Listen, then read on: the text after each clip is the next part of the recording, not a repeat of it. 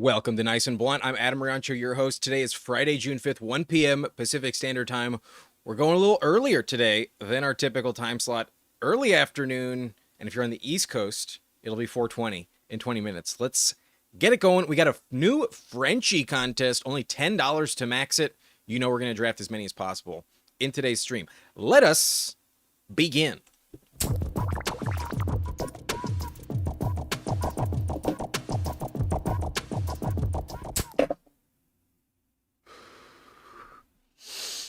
Got to get it in there. What's up, everyone? Hope you're doing well on a Friday. Excited for the weekend. Hope you got some good plans scheduled, and I hope we all have fun. Have a nice time this weekend. Let's check in with the chat. We got Lolsimo, get money, get money. You know it, brother. You know it. That's what GM means on this channel. No one can confirm what it actually stands for because it's never said in the morning, but get money is what it means over here. What's up, Pepper Tony, Fimst? I mean, I might have been late by like 30 seconds, but appreciate you adding to the algorithm. As always, thanks for popping in. And you know what? Yeah, I approve of this protest. I think this is one of the best ways to protest if you want me to start sooner. Absolutely. Like the stream. What's up, JT? How we doing? Blunt Rotation fam in the house. Scott may not have been the first comment, but good afternoon, sir. Good to see you. Hope we have a nice time today. Rock in here. All the H's. Good afternoon, Roni Baloney. Friday, motherfuckers. GM. Hartman's getting money. What's up, Bayou? How we doing? If anyone hasn't checked out, subscribe to Bayou Bengal FN here on Fantasy Awesome Streamer. Awesome vibes over there. All early as fuck. On Friday, as far as I know, our boy Huhames is busy at work. So this time slot is a little bit more open, a little different competition, but you know what? It's the weekend. The vibe is high, always. So we're going to hop into the Frenchie. We're going to speak a little French. I'll give you a countdown in French today, and we'll start à 10, 9, 8, 7, 6, 5, 4, 3, 2, 1. Ça commence. What, maybe you understand what we were doing there. Hopefully it clicked, but this lobby filled relatively quickly. We have to give a tip of the cap, right? To the contest. We got to play by the rules. So I'm giving myself an advantage. Obviously, the board is saying, "Oh, are you extremely experienced at pick 8?" Well, here it is. Guess what? We get the 420 in French pick. We get selection number 80. And fuck yeah. You know how we say 80 in French? It's 80, 420. This is a perfect spot to be in. I see Lolsimo in here at the 101. Gets all the luck. Good luck to you, my friend. We got Alford in at 4. JT with the blunt rotation getting a team review for sure. Pretty sure Rock Anthony is joining us as well. Believe we've drafted with Rock Anthony. Niners fan, looks like Chad is in here. I am not sure if Alex R at the 103 is actually Alex with the lion avatar. But if that is, welcome. Bob at the 102. Don't recognize you. You're on the clock. Nap Ball, though. Nap God in here. Nice to see you once again. Appreciate you joining us. He's got the bandana. He plays in the NBA streets. Wide receiver 29, not sure about him at pick 9, but I thought that was Derek at pick 10, but no, Decky 971, not sure about that. HC, I'm not familiar with HC, and then Sosky at the bookend at pick 12. Good luck, gentlemen. Good luck, everyone. Ladies and gentlemen, who knows? But we in here, definitely, that's Rock Anthony for sure. We take all your picks.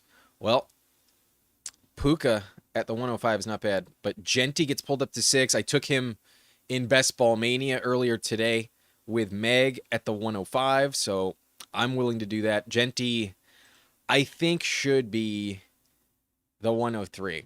I think he's safer than Christian McCaffrey from a health standpoint, and upside Year two breakout for the guy drafted 6th overall. Probably makes sense.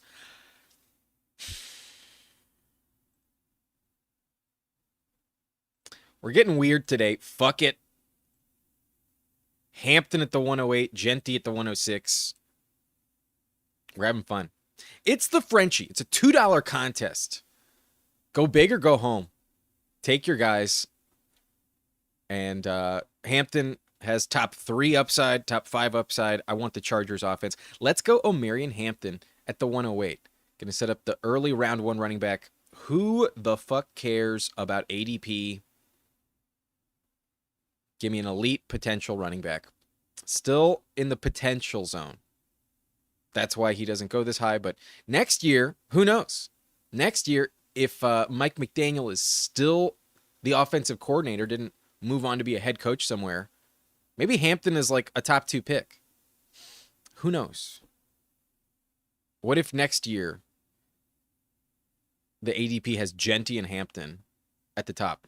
But didn't really mess with the ADP too much. Cook fell to the 15th pick, Jefferson at 14. Definitely a little different, but we get the week 17 correlation. We get Walker at pick 17. Also took Walker in the last one, and definitely sets up a little better for a Herbert stack with Hampton and Walker, as opposed to Genty and Walker. That was the one thing I kind of wish I did in hindsight. If we got weird at pick 5, if we don't take JSN there, why did I pull up Genty? Why not just pull up Hampton? Why not?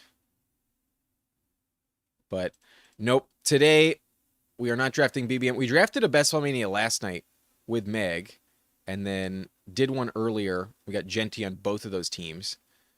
But today, we are in the Frenchie. We'll rock with that.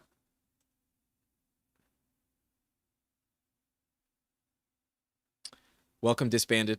Appreciate you joining us. Double dot. Even better. A little double trouble action. Am I zoomed in a little too much? Yeah, we can bring that in. Let you know what round it is as well. And then, yeah, this side. There we go. All right. Anything odd in the first round? I mean, Genty and Hampton in the top 8 really set the tone. But Saquon, Derrick Henry, I like that pair out of Sosky at pick 12. The Amon-Ra Jefferson double tap, interesting start. And then Luther Burden at 29, right after Josh Allen. That you don't see every day. But A.J. Brown goes at the turn to the team with Gibbs and Pickens. And then Devontae Smith up at 26. Neighbors comes off the board. So Olave is here. Both of the Saints.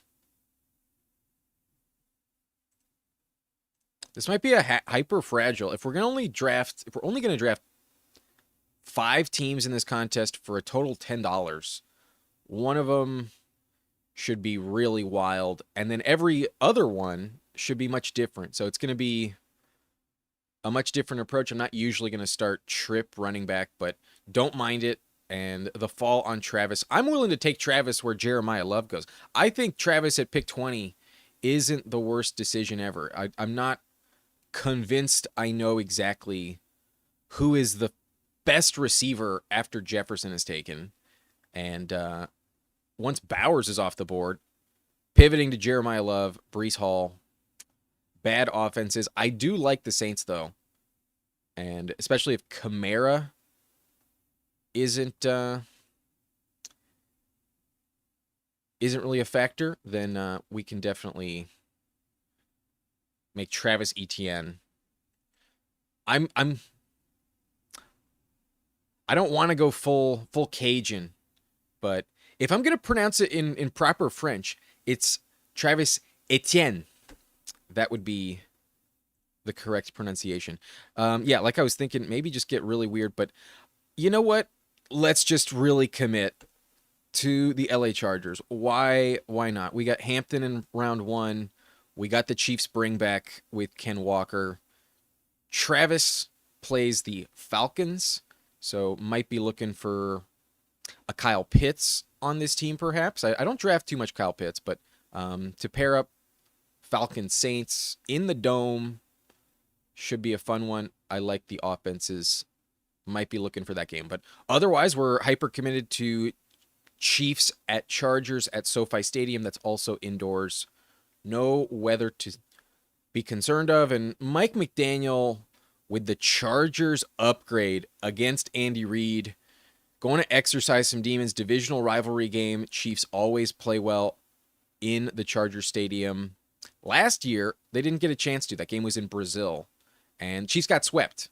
Chiefs also lost at home late season. But Mahomes also went down in that game. They were trailing at that point. He was driving about 2 minutes before he messed up his knee. But he did throw an interception.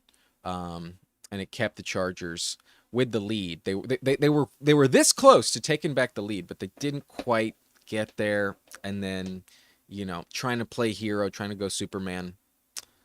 Maybe Mahomes pushed it a little too far.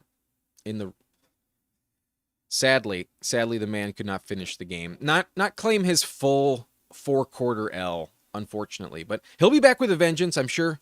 I'm sure week 17 he'll deliver. But interesting, we get Devontae Adams to circle back, going both Chargers wideouts. My name is Adam. Why the fuck not? We got a Hall of Famer on the team. Let's take him. Pick 56. Like the fall. Happy with that. Also not fearful of the Buccaneers secondary in any way, shape, or form. Week 17 could see Adams play very well at the Tampa Bay Bucks. This game is mostly geared towards week 17. When you hop into these cheap contests, especially with this contest is interesting. We didn't really break down the structure, but it's worth mentioning. The final is not too bad. I mean, compared to some other ones we've seen, 376 people, give me that all day compared to the 990 people in the final. At least we have a chance to finish top 300, more likely in this one. But really, the money is made in the top 25, and it's only $100 for 25th place. It's really, can you take down the whole thing and at least finish in the top 5 to get four digits of return. But we're only going to be in this contest for $10 maximum. Let's have some fun. So pick a game you like in week 17 is my recommendation. I might be in person at this game, this Chargers Chiefs game. I'm probably going to try to get tickets. BTJ at 65, my boy. Cannot pass on that. Let's go BTJ. Going to be healthy. Going to be in a much better state of mind. Absolutely much better situation. For Brian Thomas, bounce back is a good bet. Elite talent. And hyper speedy player. 4.33 at 205 pounds, if I'm not mistaken. Not easy to do. Premier talent at the position. Will his connection with Trevor Lawrence, though, improve? Absolutely. This is definitely the tone.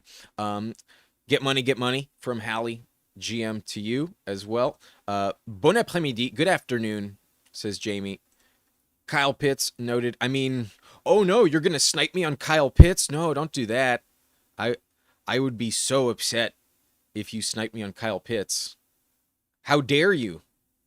Any players in like round 3 to 6 that you are hard fading? The third round at the moment, I almost never take Tet McMillan. Tet McMillan is one of the toughest clicks at ADP. In the 40s,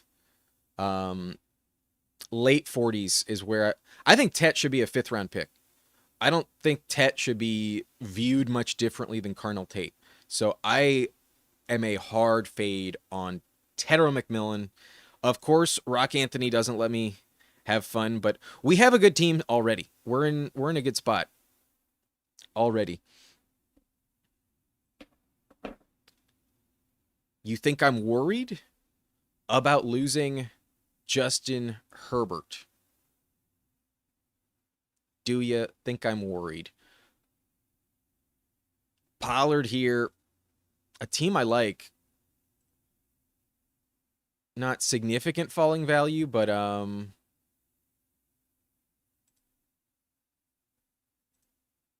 yeah, I'll go Tony Pollard.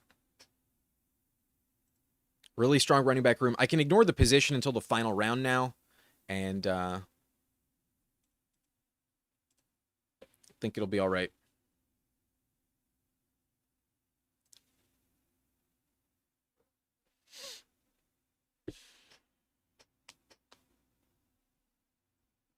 Brees, GW for me, neighbors at the moment. Definitely the Jets are hard to click. I've been more willing to take Brees because the third round at running back got much different once Josh Jacobs fell out of it. And Rashi's a big question mark. Neighbor's a big question mark. Olave has more competition. So him and T. Higgins, I think, are reliable. But if you need running back and Travis is off the board, you either got to pull up one of the Kyron Williams or Javonte Williams options or just take Brees Hall. And Brees Hall is not going to be consistent. That's the problem with Brees Hall. But in best ball, he can also drop 35 points. He can also go ham. I am back on the clock, and here we are stacking up Ken Walker and just playing further into this Chiefs matchup. Give me Patrick Mahomes here in the 8th. If I lose out on Herbert, Mahomes, I think, is really the next best quarterback. I think we're still sleeping on Mahomes. Even if he misses one game, I don't think that's going to be that big of a problem. He's not going to run as much this year. That was a huge part of his skill set. But any given week, Mahomes can really, really crush. Also, I think that Chiefs-Chargers game, Week 17, is probably for the division. Sorry, Broncos fans. I don't think they're going to be in position that late in the season to be deciding the division. I think the Broncos would be lucky to have a wild card spot this year. So Chiefs Chargers, I think, are the only legitimate options for that one. Week 17 gonna be lit. I don't get Herbert, but getting Patty Mahomes in the 8th round. I know this is where we took him last year, but he crushed at that price last year. He did get hurt, but I'm going to bet that Mahomes stays healthy this season. I'm not going to bet that Mahomes is just instantly getting injured. I don't see the point in that. So Mahomes, 8th round, I think is a very good click.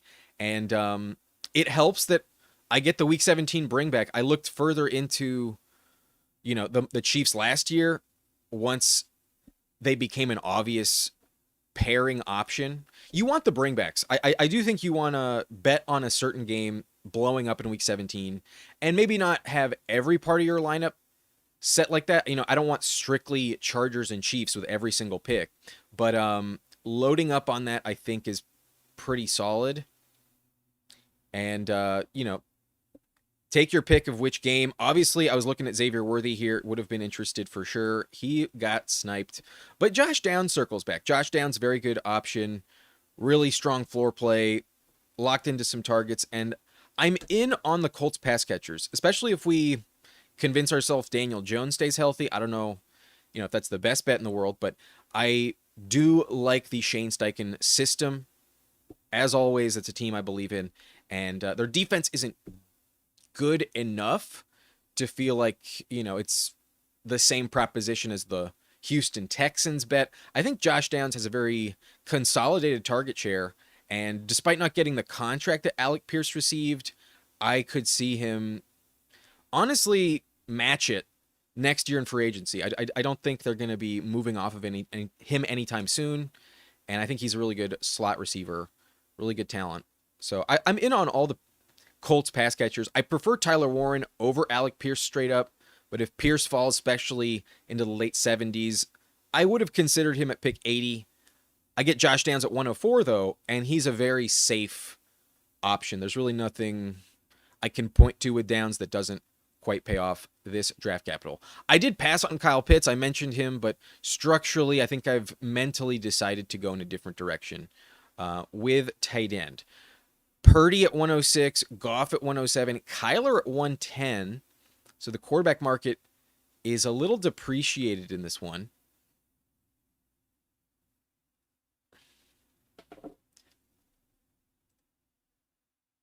Sam Laporte at 111 would have been sweet. I'm tempted to take Tyler Shuck with Travis, but that's really the only quarterback that really needs to be in this lineup. I'm willing to push it. I'm just going to pull up Travis Kelce. I think Kelsey's more valuable than George Kittle. Pearsall has fallen, but this team is very much a Chiefs-Chargers build. So let's take him. I didn't get Worthy in the last round. There's not many options remaining that I really trust. So give me Travis Kelce at 113. I don't think he's making it back at 128, ADP 121. So get your guy. I would have taken Laporta, though, if Laporta was available. I'd rather have Laporta, but I trust Kelce. Think he's a consistently productive top 10 tight end this season. So I trust Travis Kelce, especially with Mahomes. We're making the bet on it for sure. Tate is a fade for Peppertoni. Good to know. I believe in the Titans upside, but I know that's not the overwhelming consensus. And I know Peppertoni's definitely pushed back on some of my Titan stances in the past. But fair player to fade. He's very inexpensive. In this lobby, he moved up to pick 53, along with Christian Watson. Both of them moved up. But I just got the fall on Adams. All of the fifth-round receivers feel very, very safe. Round 5 receiver is pretty sweet.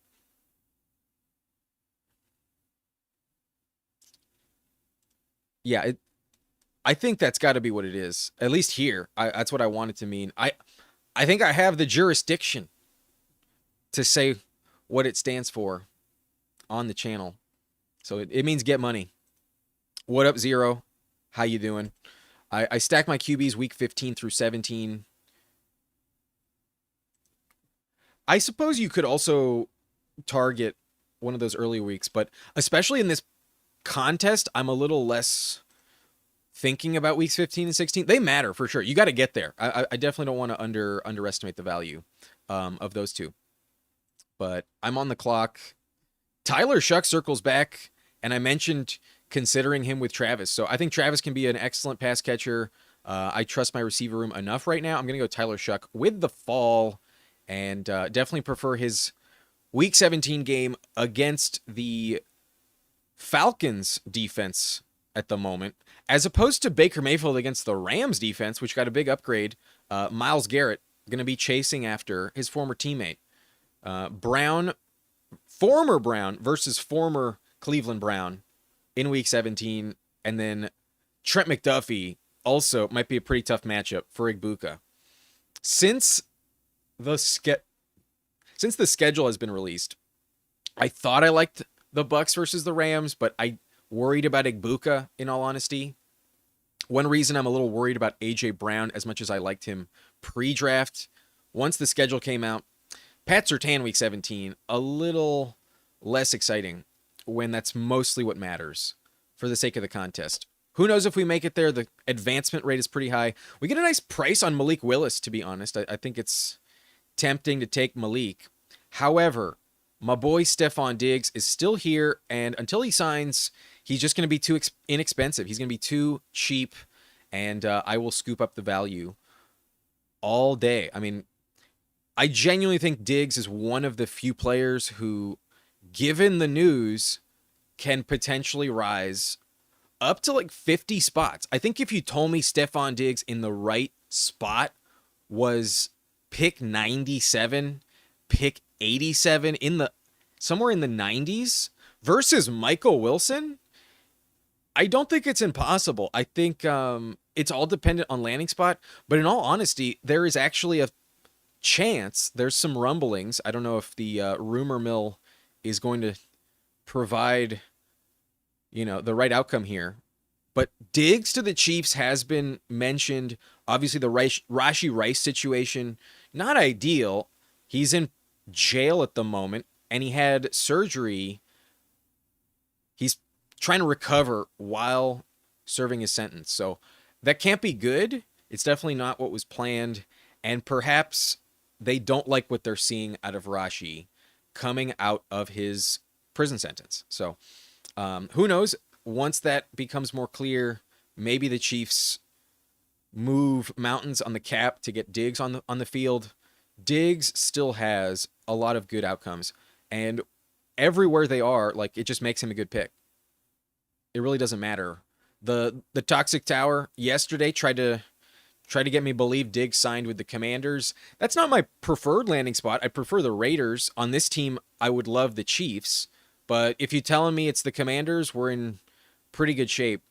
So, yeah, I 100% agree with this stance. Whenever he signs, he is going up several rounds. That's been my stance on Rodgers. It's been my stance on Kelsey. I used to take Kelsey in the 160s all day.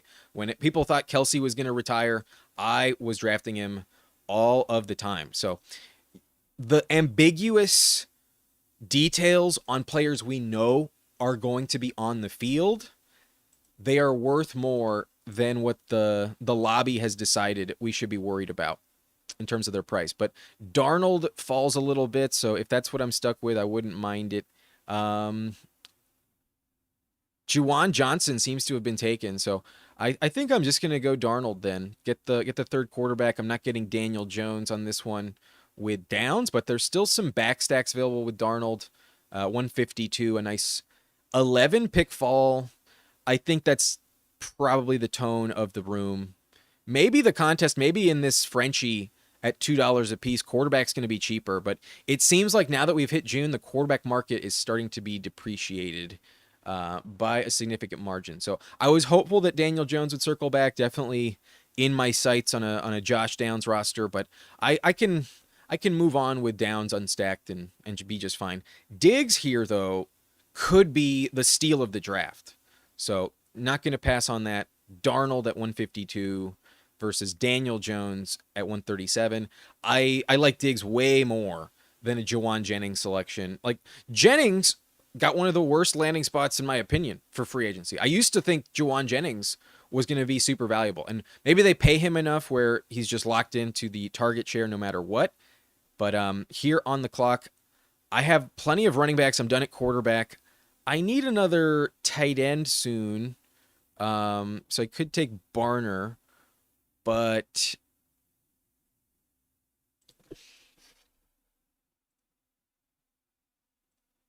I got it. Give me Trey Harris. You snipe me on Herbert, I'm not going to let you have Trey Harris. Nope. You took Gadsden. That's going to be enough for you, Rock Anthony. You don't let me have my fun, you're not going to have your fun. You only get Gadsden. That's what I had to deal with in Best Ball Mania earlier today. Taking Herbert there, fucking with the emotions of the other Chargers drafters. You don't deserve a Trey Harris because you weren't even going to take him at 164. I learned my lesson in BBM today. If I'm going to get weird with Herbert and count on the backstacks, I got to be willing to take Trey Harris above ADP because I played with the price tag myself. I did not take him at 164 or whatever I had. Yeah, I was in pick 5. Yeah, exactly the same situation. I took Gadsden at 140. I didn't wait to 149, but Trey Harris I did not grab at 164. And he didn't make it back. So I don't expect him to make it back. I know you were taking him at 173, if not 164. So got to get my guy, Trey Harris, wide receiver 6. Super fun team. Would have been more exciting with Herbert instead of Pollard, but Pollard on this roster gives us the luxury of not worrying about the running back position, which is pretty uninspiring once you pass Jordan Mason, JCM. Once you pass the Vikings and the Commanders, I think you want to be hard fading that position. So I purposely ignored this question, Jamie. I stopped when I got to it because I did not want to tip my hand and see Trey Harris off the board at like 157. Didn't want Sosky to grab him from me. But Barner is in the queue. I don't give a shit. I'm taking my boy Tank Bigsby, and now we're just completely done at running back Tank Bigsby. Round 15 all day. All day. Now, in week 17, maybe a Zach Charbonnet does offer some value, but not on this one. Darnold's still unstacked, and I'm not dying to grab Charbonnet as the only Darnold stack. So maybe AJ Barner will not circle back, but a lot of people don't really like AJ Barner. We got the Cam Ward drafter at the bookend. So if I had to guess, Gunnar Helm will come off the board over AJ Barner. There it is. Alec Pierce can have 1,400 yards this year, and people will still hate on him. I'm just a little bit worried about he was not operating as their number one receiver. He was not always getting the toughest matchup. I think being treated as the number one could change something. Yo, Mike Robb coming in with a super chat. Appreciate you. Yeah, I had a blast last night, earlier today. Awesome time drafting with Meg.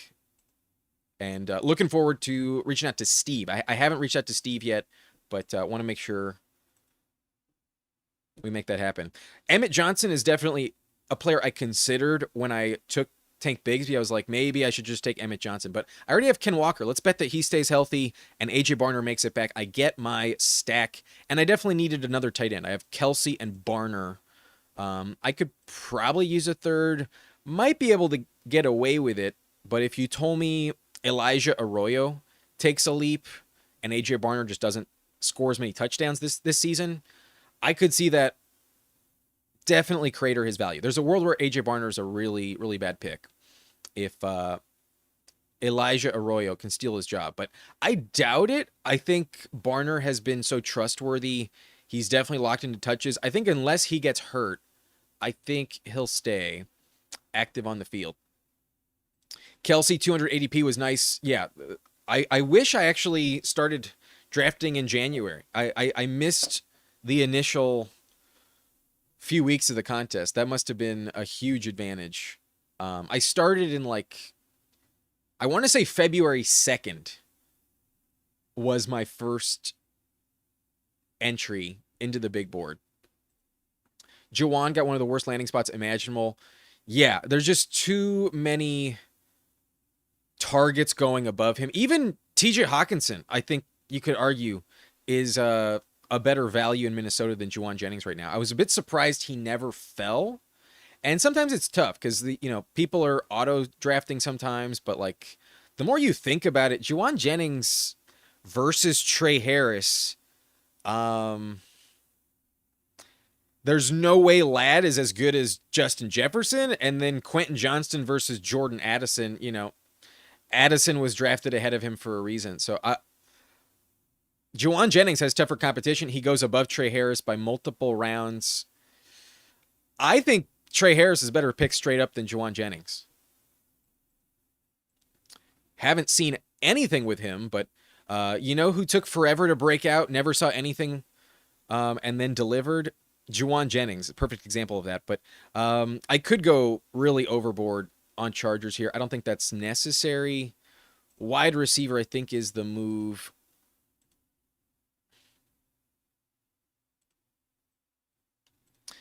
But I'm gonna do it. I'm gonna make this a Tyreek Hill team. $2 buy-in. I'm willing to draft Tyreek Hill on a $2 buy-in.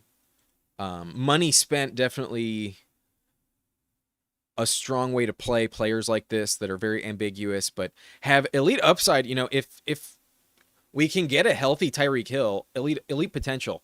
Also, I was hopeful that maybe Diggs could sign with the Chiefs. Tyreek Hill, most obvious landing spot is probably the Kansas City Chiefs. If he's not going to get paid a lot by anyone else, definitely could see Tyreek Hill be the guy we need. So 7 receivers on this team: Ladd, Devontae Adams, Thomas, Josh Downs, Diggs, Trey Harris, Tyreek Hill. Tight end or receiver, I think, is the move. Players I queued up are still available. I think trusting Kelsey, probably worth my time. This could be an interesting Vele squad, though. Devon Vele, a name I probably don't take enough, and he pairs up for the stack. Torrey Horton could mix in here, but I have way more Torrey Horton than Vele. So give me the Tyler Shuck wide receiver. Hopefully we can make Bayou Bengal proud with that one. Shout out Bayou with a Devon Vele selection. But team is fun. Team is pretty interesting. Mahomes, Shuck, and Darnold all at a good value. I mean, Mahomes right at ADP, one pick ahead, but he is paired up with Walker, Travis Kelce, and potentially Stephon Diggs / Tyreek Hill. Some interesting free agent bets with those two. But Shuck is paired up with his running back Travis Etienne. He's also paired up with Devon Vele, who we just took. We did not get Juwan Johnson, unfortunately. But Darnold is also stacked up with A.J. Barner, and we got him 11 spots past ADP. So a full round drop on Shuck and Darnold. Very, very nice acquisition. But running back, we pulled up Hampton at pick 8. Gonna pair him with Ken Walker. Not the most common pairing. Definitely round two running backs don't usually go together, and this is definitely a less common way to go about it. So Hampton, usually a second round pick. He might not pay off pick 8, but I'm willing to take the risk. I'm willing to gamble on it. I'm not convinced that Taylor or Christian McCaffrey will pay off pick 8 either. So get different, a lesser used combination, and they both play each other week 17. So definitely the correlation makes sense. We get Travis in the third, so triple running back. Definitely wanted 8 receivers on this build. And then we also got Tony Pollard as the fourth. So really strong running back room. The bet that maybe Saquon misses time, if Bigsby ever gets the job, he will crush as the Eagles RB1. So really good running back room. Happy with this team. Receiver, the values, I think, save it. Lad McConkey as our wide receiver 1. He was going in the second round last year, so not a bad price. Past ADP, let's take it. We have the bet on that Week 17 matchup. At Devontae Adams, love it. 6 picks past ADP. He's a Hall of Fame talent, and his next best target for competition, other than Puka, it's Terrence Ferguson. Devontae Adams probably going to score another dozen touchdowns, maybe even more than that. Once again, BTJ, we got 2 picks past ADP, but definitely a player I want to bet on. Trusting the talent, the speed, the athleticism, elite prospect out of LSU. You want LSU receivers historically. Josh Downs out of the Colts, really nice price and a very good floor play. I think fits this build quite immaculately. But the bet on Stephon Diggs should be one of the best values at ADP, so feel really strong about the depth. The secondary bet on the Chargers wideout Trey Harris, breakout season is imminent. He was not making it back, so worth a 16-pick pull. And then Tyreek Hill, optimistically, will be healthy and also playing with the Chiefs. Maybe Diggs goes to the Raiders, my preference, and Tyreek goes to Kansas City. Devon Vele stacks up, and a lesser drafted player, a little more unique with that option. Kelce and Barner, a little thin at tight end, but I think a top 10 play, and then a guy who can score 10 touchdowns potentially, probably regresses back down to like 5, but still a good option. And the Seahawks probably lean on him. Don't think Elijah Arroyo threatens him too much. So fun team. I like it. Let me know what you guys think in the comments, and we'll review some other teams. Let me catch up with the chat real quick. Zero has 22% Carnell Tate. Not bad. I've been wanting to take him more. In this lobby, he moved up the board quite a lot. So interesting stance on. I'm not that high. I'll say that. 22. If he's as valuable as he might be, though, then that's probably a good call. I'm willing to increase my exposure myself on Carnell Tate these days. 8% price for him is 3-4 turn, though. Gotcha. That versus Tet McMillan, like I was saying. Carnell Tate versus Tet McMillan, an interesting discussion. That's where Tet is going. Never take Wilson, but wanted some sort of bring back in that game with Genty and Bowers. Not bad. Wilson's definitely the only guy you really trust there, but it's kind of crowded. Hopefully the quarterback situation gets better. Bullish for Addison. I have been warming back up to him now that I really think I'm anti Juwan Jennings for the most part. He is a good best ball click for sure. Lesser so in redraft, but best ball, good click. Seems strange that we take 2 Rams RBs before 1 Commander running back. The contingent upside if the other one gets hurt, though, is top 3. That is definitely not the case with the Commanders. The Commanders just don't have the same upside as the Rams backfield. 1 Bronco running back sometimes. I mean, I do think that Michael Pittman was drawing a significant amount of attention away. I think as last year developed, it changed. I think Pierce demanded a lot more attention and focus. So I'm not saying he can't deliver, but I do think the role he's stepping into is much different than what he's had in the past. And if it's not for the drastic increase in targets, there is one reason to be a little concerned. So I'm not totally convinced he's going to be like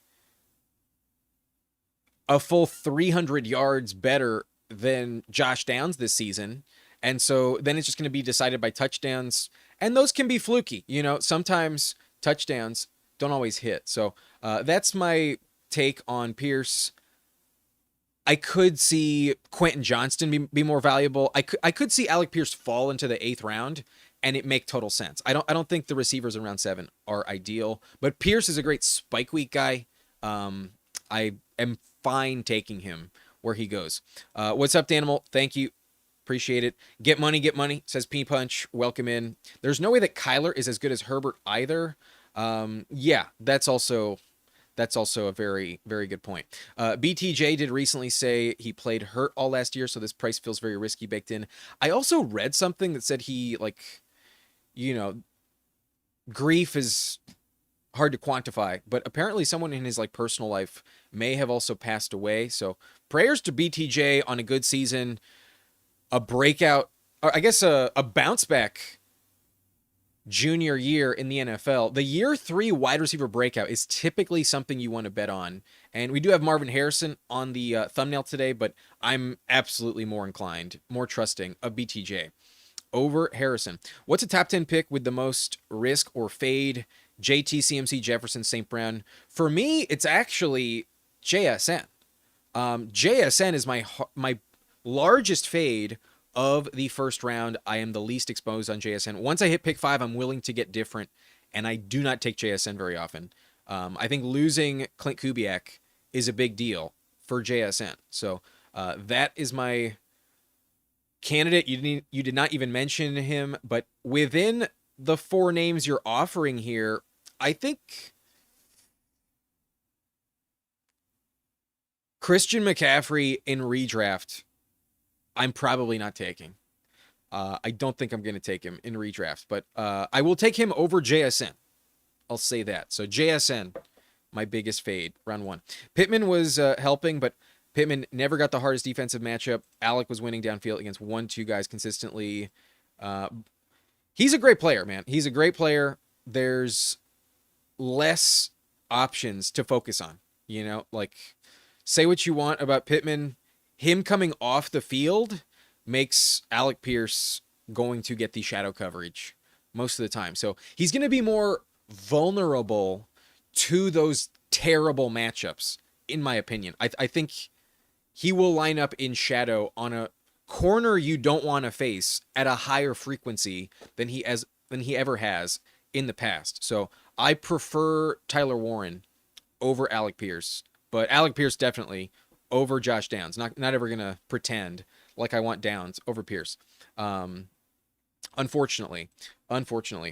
Prayers for BTJ and everyone involved. BTJ, I think, could, among the names that could, you know, be truly elite, if he's a 3rd round pick next year, wouldn't be shocked at all. Not at all with BTJ. What's up, Brett? Appreciate you hopping in. We've caught up with the chat, so let me take a look at some other teams in this lobby, do some team reviews. We had Lolsimo, we had JT, we had Rock, Niners fan, Nap, and Sosky. Anybody else, you're going to probably get bounced because you didn't mention it. We have reached the end. You definitely had a chance to ask for a team review. So we'll start with team 1. Lolsimo in here also had the first comment of the live stream, the first team review. of the afternoon. Drake May and Bo Nick can definitely work. Gibbs, Chuba. Y'all know I'm not a big Chuba Hubbard fan, but probably kind of needed running back there. So past ADP, it is fair. Rashad, Jordan Mason, good save on the depth there. Definitely like that. And then Dylan Sampson as the fifth, I think stopping at 5 makes some sense. Good luck with Chuba, but good running back room if that does work out. A.J. Brown, George Pickens, really nice combo. J-Mo, Jalen Waddle, really, really solid 3 and 4 wideouts. Debo, so waited quite a while, 100 picks basically for number 5, and reached on him a little bit, but at the turn, you always have to reach a little bit. Dijon, do you have Purdy? No, you don't have Purdy, just like Stribling. And that's fine. Stribling's a fair click there. Brazel and Pat Bryant, late round clicks. I'm not huge on Brazel personally, but with Bo Nix, if you're going to backstack, definitely Pat Bryant. Probably the best option. But Waddle comes in clutch here. A.J. Brown stacked up. Pretty solid. And then Fannin, Juwan Johnson, and Cade Otton. Very legit tight end room. Yeah, totally balanced. Good team. Only 2 quarterbacks, but 2 that can run, 2 that can put up top 5 seasons potentially. Bo Nix probably stays weekly in like the top 12 ranks most of the time. Can definitely spike. Nice team from Lolsimo. We had JT in here with Josh Allen, CJ Stroud, and Tua. Very interesting. I usually only stop with 2 with Allen, so not sure you need Tua, but comes in handy. I suppose comes in handy. And then Ramondre, J.K. Dobbins, Chris Rodriguez, Tyrone Tracy. A little uninspiring running back room, to be honest. Sean Tucker, Ray Davis could be valuable, but they also feel very mid. Ramondre is the first backup to be drafted. Maybe he is the starter. Maybe Travion's the first backup to be drafted. But Dobbins also always destined to get hurt. Chris Rodriguez dealing with a little foot injury at the moment. It's only June 5th, but not the best case scenario. And then Tyrone Tracy, fine, but also a backup. Sean Tucker, valuable, but who knows how consistent. And then Ray Day, all or nothing, need a James Cook injury. So this backfield is, yeah, a little uninspiring. But JSN, Nico Collins, Christian Watson, reached on him a little bit. Marvin Harrison, who's on the thumbnail, yikes. But the top 2 are just so good. Watson should break out. I mean, not break out. He's already broken out. Watson's good. Godwin, Trey Tucker, Tank Dell. I'm liking the Trey Tucker selection more and more these days. Definitely think that's a fair player to reach on by 8 picks. When I think I took Trey Harris, I was wondering about Trey Tucker. He went well above that. So good receiver room. Who knows on Harrison, but to get him past ADP, worth scooping up. And then Loveland, the elite tight end with Schultz stacked up. Really nice tight end room. Yeah, running back, though, rather mid. It's a Josh Allen team. Definitely can compete. I think Stroud or Tua, probably Tua, should be something else. Not sure you need Tua on this one. But pretty solid team. Good luck at running back. Niners fan with a Caleb Daniel Jones Mendoza quarterback room. Very balanced, nice prices, and as long as Mendoza can start by like week 10, which I think he'll start sooner than that, but worst case scenario, Cousins is pretty competitive and maybe holds on to the job for a minute. But he's the number 1 overall pick. Mendoza will get on the field, and the Raiders defense just isn't good enough to stay above 500. So let's go Mendoza as a consistent play starting week 8 or sooner. I do like him quite a bit. Paired up with Genty, really an underrated option. Shout out Alex Cups. But absolutely makes sense. You might have Bowers as well. Yeah, you also have the Vegas commitment. Yeah, go big or go home. Love it. Absolutely love it. Get Jacobs at 43, worth the risk, but definitely a risky play. I've got the tolerance for it at that price, so good pick. And then JCM as the third, not great, But a potential league winner, I suppose. I prefer Rashad. That's my take on it. But Keaton Mitchell at number 4, worth the upside. I trust Hampton, though. Brian Robinson needs Bijan to fail or get hurt, but could have a weekly role. He's the 4th Falcon drafted. I do take a lot of B-Rob. Not going to hate on that. You do take Sharbs and then Emmett Johnson, 198. 7 running backs with Charbonnet. Checks out. Checks out.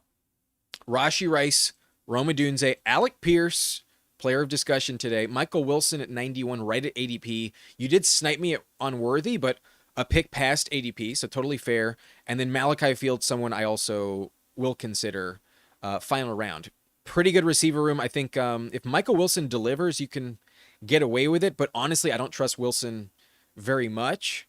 So this is rather... I think having only 6 here is tricky. I worry a little bit about only having 6. Maybe the Charbonnet pick will haunt you. One of these running backs, I think I might have preferred as a receiver. But if Rashi delivers, same with Wilson, you will be fine. I think you can get away with it. And maybe you were upset with me on sniping you on Mahomes. But Bowers, Chig, elite tight end room, no notes on that. Maybe Charbonnet, though. Should have been a whiteout. Let's take a look at... wait, who do we just look at? Niners fan? Nap God.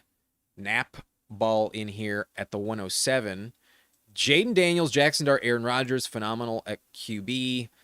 Jonathan Taylor, Chase Brown, really good start. Swift at 55, really a good value. Pacheco, Katron, and Giddens, good luck, but I am willing to take Pacheco myself. One of the few running backs in that range that I do mix in, but has gotten pricey. I will say, Pacheco has been really bad last couple seasons and has gotten really pricey. If he didn't have Detroit associated with him, I don't think he'd be worth this pick at all. So Pacheco's not the safest click, but I'm fine with it. And then Katron's fine, but well above ADP. I've seen him fall a bunch, so not totally in love with that. Giddens, though, just a true handcuff if Taylor gets hurt. Should work out, though, if that ever happens. Neighbors with Dart. Terry with Jaden. Phenomenal stacks. DK with Rodgers. Same with Jeremy. So all correlated. Myers at 103, a good decision. Ricky Pearsall, 114, a very, very good decision. Very fair. Elik Ayamanor, 210. I don't know about that. This one looks gross as fuck. I can't endorse an Elik Ayamanor right now. There's way too many mouths to feed. He is wide receiver 5 on the list. I don't get it why you took Elik here. Maybe he gets traded, but yikes. Not sure on that one. But Ferguson likely is stacked. Got a nice fall, 7 picks. But Ferguson, not my favorite click there. There are some other tight ends I prefer over Ferguson. I prefer Goddard. I think likely is more valuable, honestly. But Andrews was off the board. I took Kelsey early. You didn't have that many other options. And Ferguson is fine. Ferguson's not bad, but his true ceiling is kind of dependent on an injury to either Lamb or Pickens. He is a little bit injury dependent. So I do like some other guys above him. But good team. Very solid team. Good luck with this running back depth, but you may not need it at all. This top-end talent probably carries you, and everything I think is well-constructed. Good team, Nap. Good team. Last but not least, we have Sosky in here. At pick 12, he went with a Joe Burrow, Trevor Lawrence, Cam Ward build with a 3.672. Saquon, Derrick Henry, Baishal Tootin, Nick Singleton, Jordan James, and Malik Davis. So waited until the very end of the draft to take 3 shots in the dark. Lottery ticket players, but I do like Singleton over Tajay, so don't mind that. Jordan James, definitely worth a bet in San Fran. And then Malik Davis in Dallas. I'd rather take Malik than Jaden Blue, honestly. So very fine with that. I have Tank Bigsby, so I'm hoping Saquon goes down. But if he doesn't, you are chilling. You're in good shape. T. Higgins with Joe Burrow. Zay Flowers for the bring back. QJ at 85. Wandale Robinson with Cam Ward. Casey Concepcion at 109. I don't like that at all. Who did you pass on for Casey Concepcion? Romeo Dobbs, Ricky Pearsall, Matthew Golden. Any of those three I would have preferred. My favorite is Matthew Golden, then Ricky P.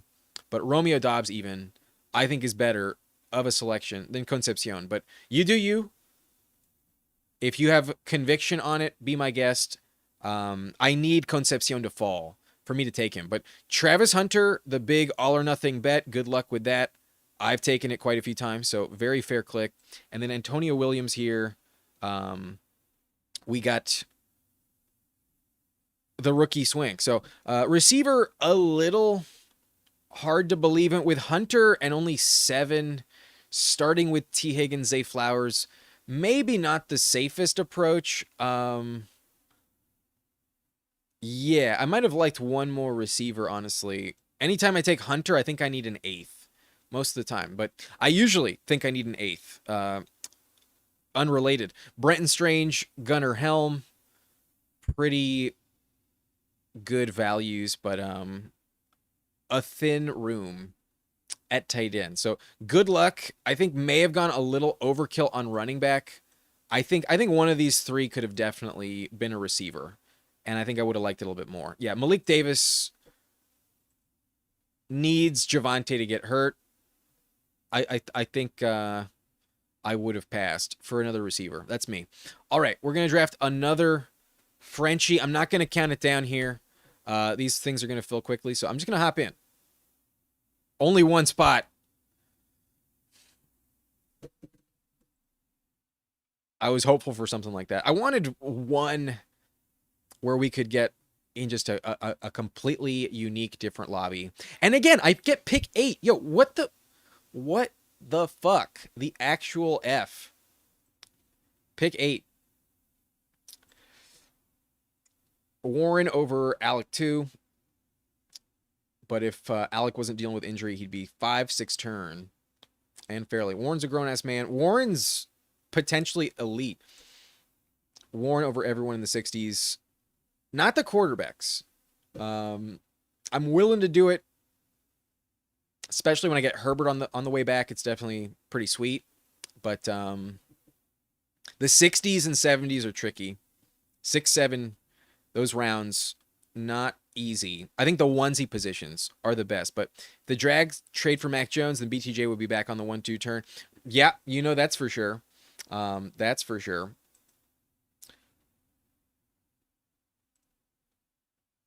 I don't think any of y'all... Yo, Emo Cowboy's in here. Oh, shit. Emo Cowboy's in... Yo, welcome to the stream, Emo. Not sure if you're watching or just hopping in. There we go. Emo Cowboy at pick 5. Do I recognize anybody else? No, but shout out Toxic Tower. Best of luck, Emo. But Jamar went at the 101. Not atrocious. Not bad. 22% Mac Jones Superflex, so I hope he gets traded to Jacksonville. He's not getting traded. I think he is staying in San Francisco. Definitely that's the case. Unless some really talented starter goes down on a team that doesn't have a backup at all. But I'm not sure someone's going to get desperate enough to trade for him. I think the Niners need him, honestly. Without him, they had no chance last year. Colts offense was on pace for number 1 scoring till the fracture. Daniel Jones consistently gets hurt. Daniel Jones is always getting hurt. So it might happen again. Wouldn't shock me at all. The Utah Utes, 22 on the board, making their selection. And we got different on the last one. I'll stick with CMC. Only have 5 entries in this contest, so we'll have one of them have Christian McCaffrey. Not going to get as crazy this time around. What's up, Young Moolah?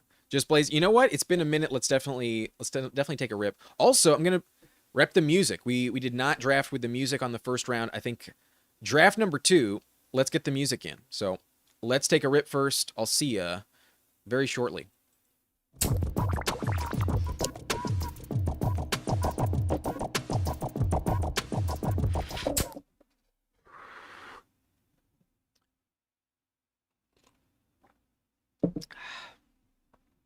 Glad to have some water, but need the music, especially if we're going to take a gulp. Probably not the best audio.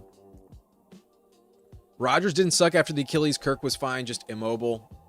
Year 2, though, Rodgers was much better off the Achilles. Looked much better. So, Cousins had a lot of rest last season. Can definitely deliver.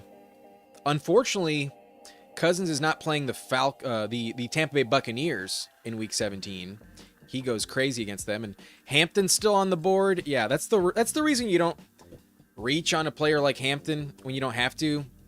And if you do, I think you have to take a running back that goes behind him in ADP, because otherwise you're just like a team 11 with like a Hampton, Saquon, or an Achane Hampton start is pretty easy to acquire. A James Cook Hampton start, pretty easy to acquire. They have the same buy, so it's not going to be as common if you're paying attention anymore.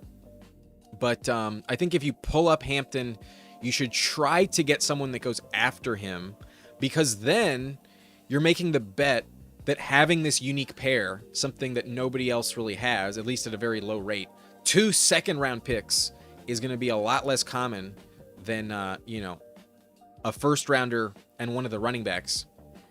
That is the point of getting different with Hampton. So you don't have to do it.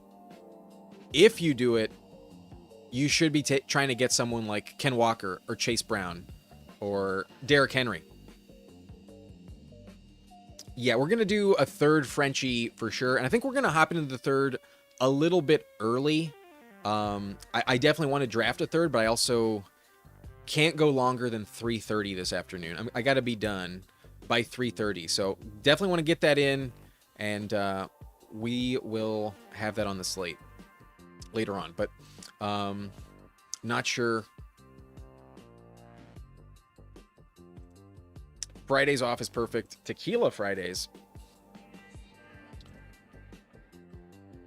I'm just going to speed through this because I've been very, very late and y'all are having a conversation. But Albie says, a little afternoon delight. Very nice. On Fridays, I think we're going to do drafts in the afternoon. I think Friday afternoon is definitely the vibe. I want my Friday night to myself. Can definitely just commit to Kansas City if I want again, but there's not that many good picks here. You know what? I never take him for $2. I'm willing to scoop him up at pick 32. I think it might still be the wrong choice. I'm not sure if Trey McBride is legitimately worth this pick, but for $2, let's do it. I don't have many teams with him. I'm very low exposed to McBride, so he's been starting to fall. I'm willing to do it today, but not convinced it's even correct at 32. You could talk me into McBride should be going after Colston Loveland. Granted, I think in that argument, Loveland should be going much higher. Like, I'm not saying McBride should also fall into the 5th sometimes. Don't get it twisted. But I do think the argument between McBride versus Loveland is not that compelling. Obviously, McBride's a safer pick. The volume's locked in. Definitely the number 1 target in Arizona. A fucking stud. But he has a history of being completely neglected in the red zone. And right now, Jacoby Brissett is holding out. Brissett has nothing guaranteed. It's a new offensive system. I think they're going to call his bluff and might just start Minshew. That's probably fine. Honestly, I think Minshew is an interesting option if you get stuck into an Arizona gamble. But you might as well just take Carson Beck at that point. But watch week 1. We have a Gardner Minshew start in Arizona. I don't think there's anything locked in. But I'm probably not going to force the Marvin Harrison selection on this team after taking McBride. Maybe I just double down. He is on the thumbnail, but I never take McBride. I never take Harrison. Today we change that. And it's probably incorrect, but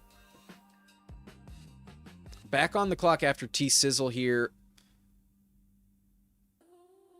Egbuka's an interesting candidate, but don't love the Trent McDuffie matchup. But you know what? With that in mind, I rarely do it, but as long as he's healthy, Mike Evans, you can argue, deserves to be pulled up. So this will be a Brock Purdy team for sure. Double Niner, definitely elite volume for both of them.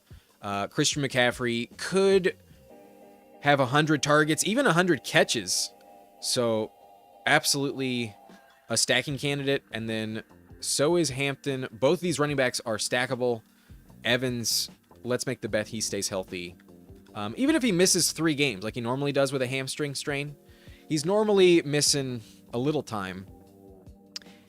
It's probably in like October, maybe November. I think in December, he'll be back on the field. But I do think Evans will miss some time. And that's where I think his price bakes that in. If it doesn't happen, if Evans never gets hurt, then you could argue for Mike Evans over Zay Flowers, over Rashee Rice, over T. Higgins, who went at pick 25 in this one. Yeah, team 1 setting up the Bengals double.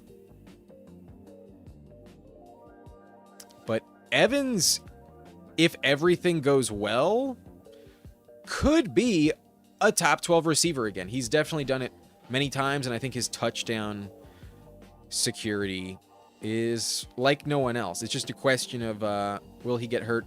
Him and Davante Adams, I think, are 2 of the safest bets to go over 10 touchdowns, assuming they play at least 14 games.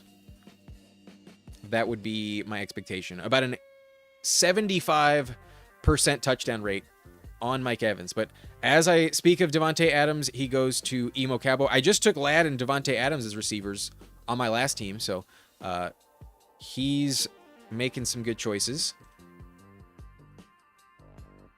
Bucky Irving.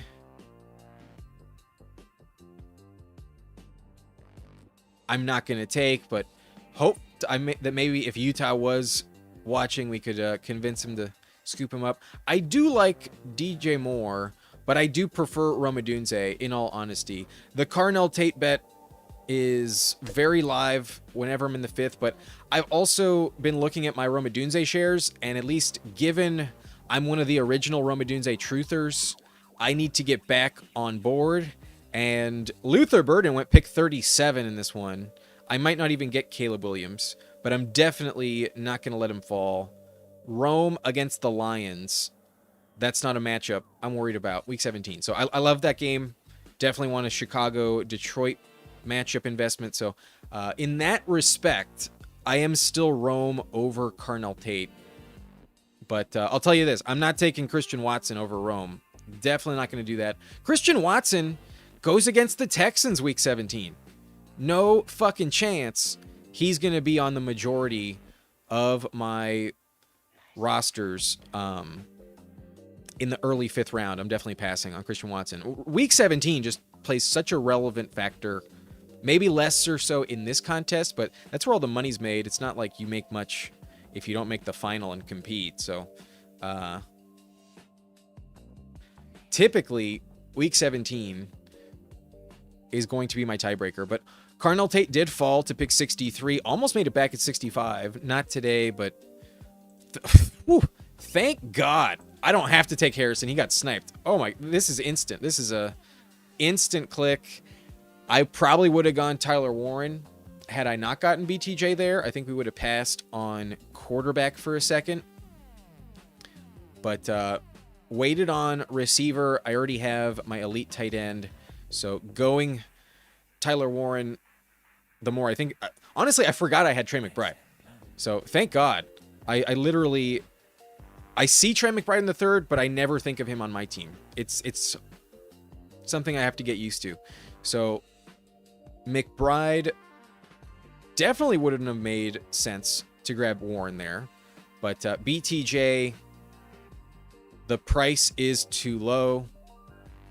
the receiver market might be really, really fucking weird. It I think there are so many incorrect picks at receiver consistently, and because of the urgency at running back, it's tough not to just take a running back in the 5th. But if the price, I think, adjusts the way it should, I think running back is going to move up into the 4th. Like, even Quinshon and Baishal Tutin, I think, should kind of move closer to the 4th round and 5th round. And then in the 5th, once the running backs are kind of off the board, I think there should be a massive run on receiver, and some of the names should be in a drastically different order. So it's weird. Every team is different, but the ADP I don't think is anywhere close to settled at this point. There's a lot of weird clicks all over the place, but Herbert gets sniped by a non-Chargers team, so maybe Emo was upset. He had Ladd McConkey, probably expected a chance at it. He has Tyler Warren and Ramondre Stevenson, but I am on the clock, and Alec Pierce makes it back. I think our receiver room is not desperate or anything, but definitely could use some help. And we've been discussing Alec Pierce as a player I'm 100% in on if he falls. He fell 7 picks. Pick 80 for sure is not a spot where I'm typically going to pass on Alec Pierce. I think I passed on him the other day at like 78 because I went Mekhi Lemon with Jalen Hurts, and I instantly regret that. I'm definitely Alec Pierce over Mekhi Lemon. So arguably, I got the next best receiver value after BTJ's off the board. And if Zero has anything to say about it, he's definitely liking this pick. You used to get Jacobs, then Zay next turn. Now you take Zay and get Jacobs back. I know, it mimics a lot of other builds sometimes, just in a different order. It's funny how that shakes out. But Fancy Dog in here, what's up? Watson is a get you there. Could hit the lineup week 17, just not that high.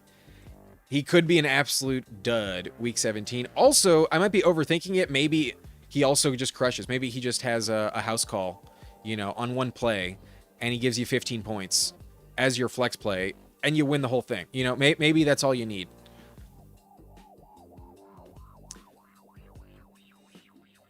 Running back, definitely a position to consider, but Rico Dowdle is off the board. Manunga is not bad, but he is a backup.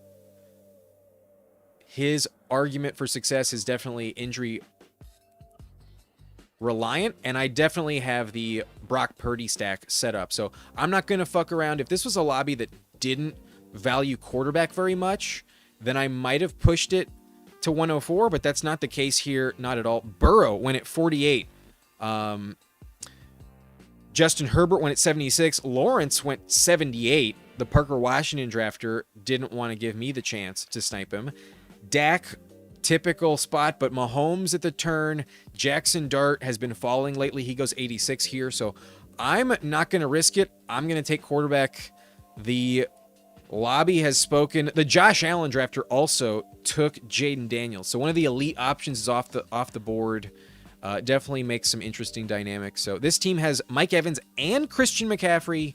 I always intended for Brock Purdy to be on the team. We just take him in the 8th, not the 9th. Chad making the Niners fandom happy on this team. Definitely, that's a game I think should be high scoring if everyone's healthy. Like, despite the Eagles' defense being one of the best, there are times when they just don't show up, and the Niners, with a big rivalry matchup, they'll hold their own.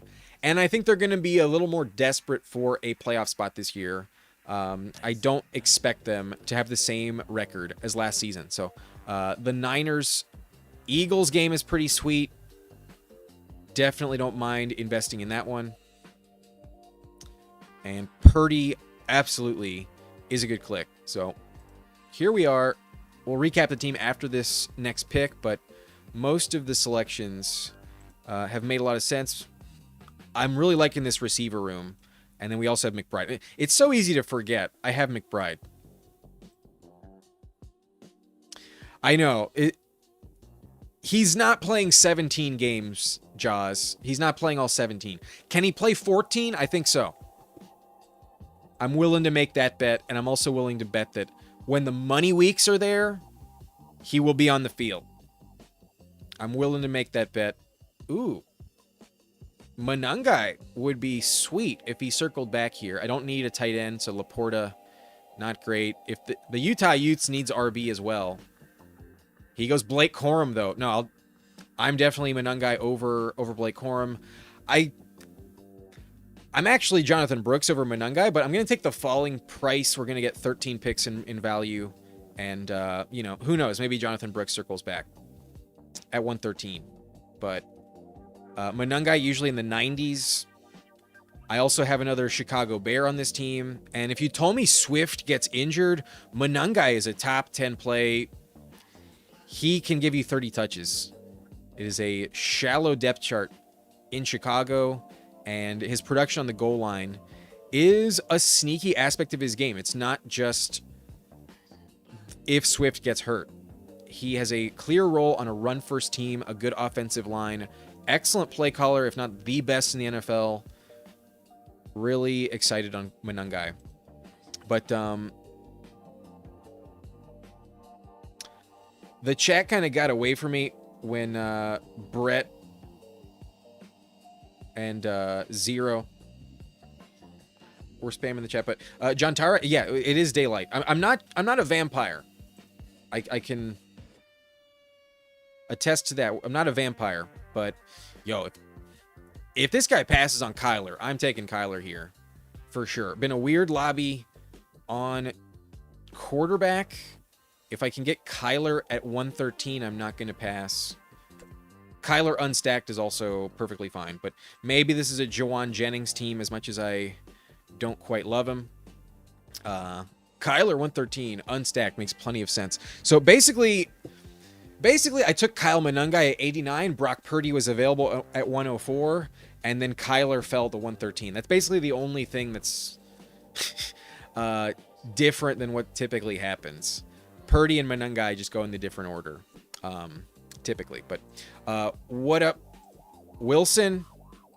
Appreciate you. Officially DJAF o'clock. Oh, you clocked out? Good for you, man. Friday afternoon always hits different. I'm gonna do these Frenchies 5 by myself. Good luck, Brett. How we doing? Fantasy Dog, number 21 like. Appreciate you. Looks like we got 24 likes, 34 viewers. Hope everyone's doing well. A quick reminder, a little shout out to our sponsor. Promo code BLUNT on Underdog gets you $50 in bonus funds if you are interested in signing up. Really awesome deal. The link is in the description. You're also going to get a 50% deposit match on sign up using promo code BLUNT up to $1,000. So if you want to deposit 100, you'll get 50 back instantly. Once you play your first puppy, you will get 50 extra bucks. So that's 2 Best Ball Mania entries on me on top of the deposit match. Underdog already gives you. Promo code BLUNT. Link is in the description. New customers only. Terms apply. Check the restrictions. Obviously, you need to be an adult. JCM makes it back, but I have Kyler, and I believe that Jordan Mason has a higher ceiling than JCM. If everything goes right for Jordan Mason, he's the true RB1. Jones is not a problem because he went down early, and the Vikings offense is also much better, and we're getting a bunch more touchdowns out of Jordan Mason. He's most likely the goal line back in that scenario by like an 80-20 margin, if not higher. So that's what I would like to bet on. And who knows, maybe week 17, my Brock Purdy stack hits, and maybe Kyler doesn't light it up against the Jets, but in garbage time, Jordan Mason just goes crazy. I do still believe that the Vikings-Jets game has value, but I'm starting to think that maybe Jordan Mason in the fourth quarter could be the piece you need on the New York Jets. So love that he made it back to me. I am definitely Mason over JCM. But Had Mason been off the board, I would have probably taken JCM. I don't need tight end. And receiver kind of dried up. Receiver, a little uninspiring. Shakir is all right, but he's also recovering from an ankle surgery just a couple months ago, if not more recently. Might have been only like 4. I think it was 6 weeks ago, but I think I might have said that last week. So it's coming up on 2 months, as far as I remember, with Khalil Shakir. Could go Travis Hunter. Shout out Meg from Fanspeak. We took him yesterday. I also think we might have gotten him on today's BBM as well. That might have happened, but I'm not totally sure. Running back room, though, is solid. I could take a quarterback. It's been a weird lobby for that, but receiver, definitely going to need pieces down the stretch. And you know what? If that game is really going to be a shootout, I'll take Omar Cooper. I'm going to believe in Omar Cooper on this one. Only a $2 buy-in, so as much as Travis makes some sense, if BTJ delivers, then maybe Travis is not really on the field enough at all. So let's bet that Brian Thomas stays in Jacksonville. Him and Parker Washington crush. And then Jacoby Myers also keeps Travis Hunter off the field, to the point where the breakout on Omar Cooper is more valuable. The rookie first rounder, also a tremendous talent, who will be on the field at a higher projected snap rate. Higher snap share for Omar Cooper is probably the safer bet right now. So we also get to bring back Minnesota and the Jets. Maybe it's such a big garbage time game that Omar Cooper goes ham in the fourth quarter. Maybe the Brian Flores defense is up by 35 points and says, you know what? If you guys want to drain the clock, throwing it to Omar Cooper Jr. 10 times in the fourth quarter, be my guest. Maybe he goes off in garbage time. Could definitely see it. Could also see the Jets score 0 on the scoreboard. Could also see Brian Flores say, nah, fuck you. The Jets are not scoring a single point in week 17. CMC over Genti is wild. Gotta mix him in every now and then, man. Gotta still take CMC every now and then. I'm willing to do it every now and then. I pulled up Genti twice in the last 24 hours. I think and I did it in Best Ball Mania. I'm taking CMC in the $2 Frenchie. Think it's a different proposition. Just took Hampton on the turn. Good for you.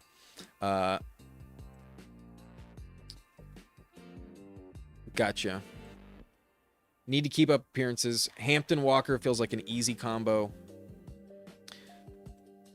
Absolutely a strong bet. Makes a bunch of sense.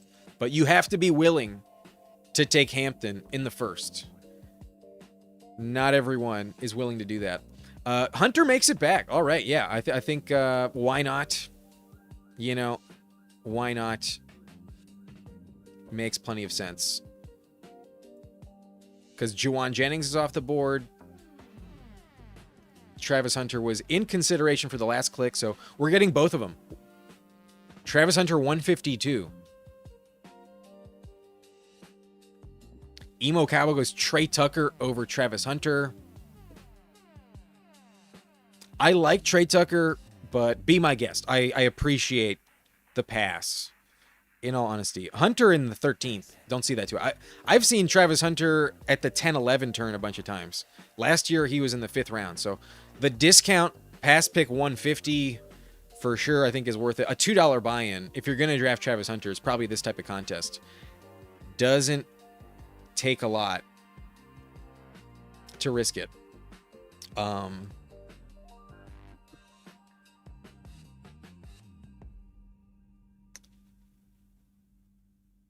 Zero fucks. Is 33% Zay Flowers enough? Might as well commit. The thing about Flowers, if he can score a touchdown, then he also like typically has like a 50-50 chance every week of giving you over 100 yards. When Flowers delivers, he is always hitting triple digits on his high spike week games in the yardage department. So if he can also tack on a good touchdown season, I mean, he's been taken in the third very consistently lately, and Lamar is definitely pivoting into more of a passer. I would expect him to crush. So I don't think it's egregious, but in the third round, I usually don't have someone over 25%. If I'm going to go 30%, it's going to be someone like Herbert in the seventh, a little bit cheaper. And it's also a quarterback. Quarterback, I think, is where you should be trying to get unique and take some stances. But a decent fall on Strange and Juwan Johnson, but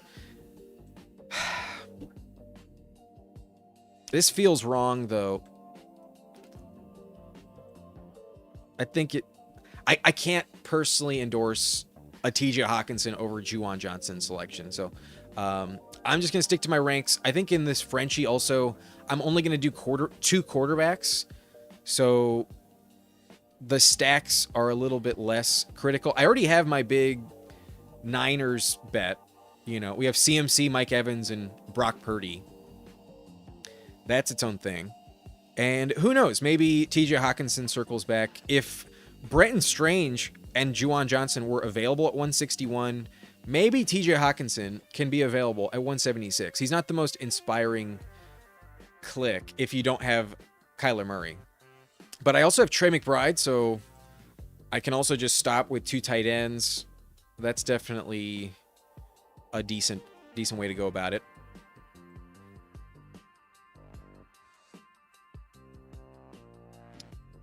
I'm not sure. Who knows? Is he live streaming right now? I'm not sure. But it's also just a contest. I didn't give anyone any heads up when I entered this one. I just hit the button. I did not give y'all a countdown. So it's definitely possible it's just a random coincidence. People are definitely hopping into these Frenchies at a high rate. Quincy does like Christian Watson, apparently. What's up, Quincy Jones? Welcome in. Am I worried about Rome's foot? I have not researched Rome's foot. Honestly, isn't that the injury from last year?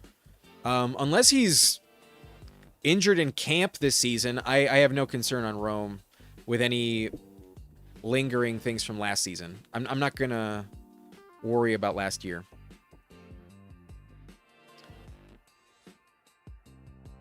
Stribling does stack up. However, I already have CMC and Mike Evans, and I kind of want 6 running backs on this team. I'm only going to draft 2 tight ends, only going to draft 2 quarterbacks. I'm going to get 6 running backs, and the name I have in a big tier above everyone else is Tank Bigsby. So I will get him, and if Stribling doesn't make it back, that's fine with me. Even 10 spots past ADP, he might still be overpriced. There's an argument that Christian Kirk's going to get on the field more than Dejon Stribling, despite the draft capital.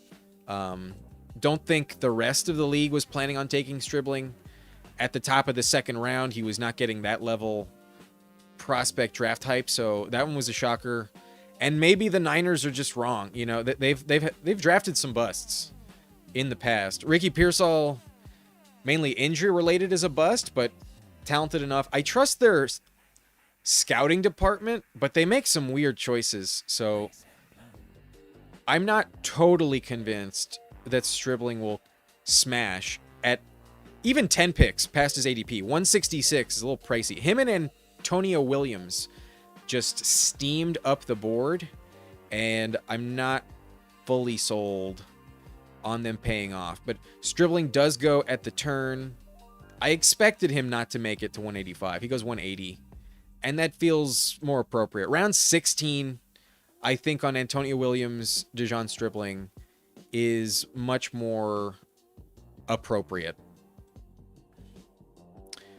An Olave guy, but you can definitely argue Zay over Olave. You can argue it for sure. It's not like the Saints drafted Jordan Tyson in the first round. Oh, wait, they did. That was the Ravens that didn't do that. The Ravens didn't really bring in a supreme talent. They do have 2 rookies, but Jacoby Lane and Elijah Surratt I don't think are going to challenge. Zay Flowers in the same way that Tyson can challenge Olave. Tyson could be fantastic. Really, really good player.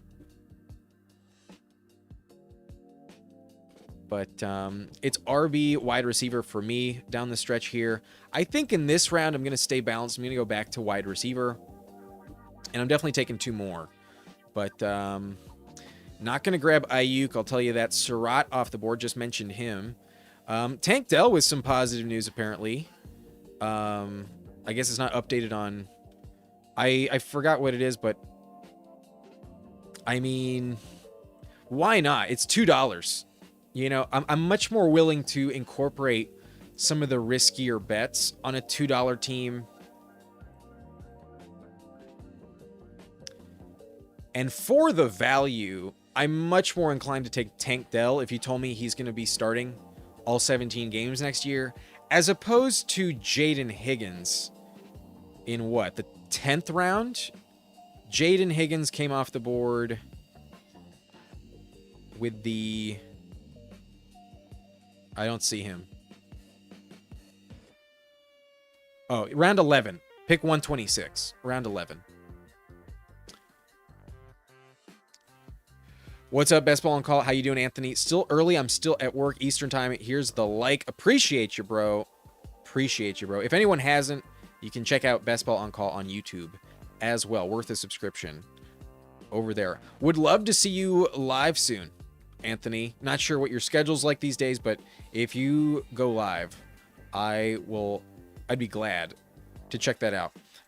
If Mike Evans is a top 12 receiver, Purdy is an MVP candidate, rightfully. Yeah, if we're going to bet and argue that Evans does crush, that the Niners are really this good, then taking Brock Purdy a few picks before ADP, especially in this lobby, how it was going, makes plenty of sense. Got to tell a story and assume it's right. If Evans hits, then Purdy, assuming he's healthy, should hit as well. But Purdy can still hit even not as an MVP candidate and Evans be really good. I think the Kyle Shanahan quarterback is always a good bet.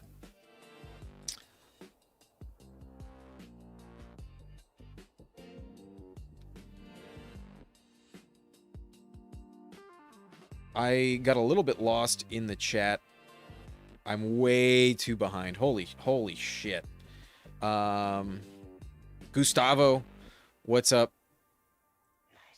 Gibbs or Bijan? I'm Gibbs 101.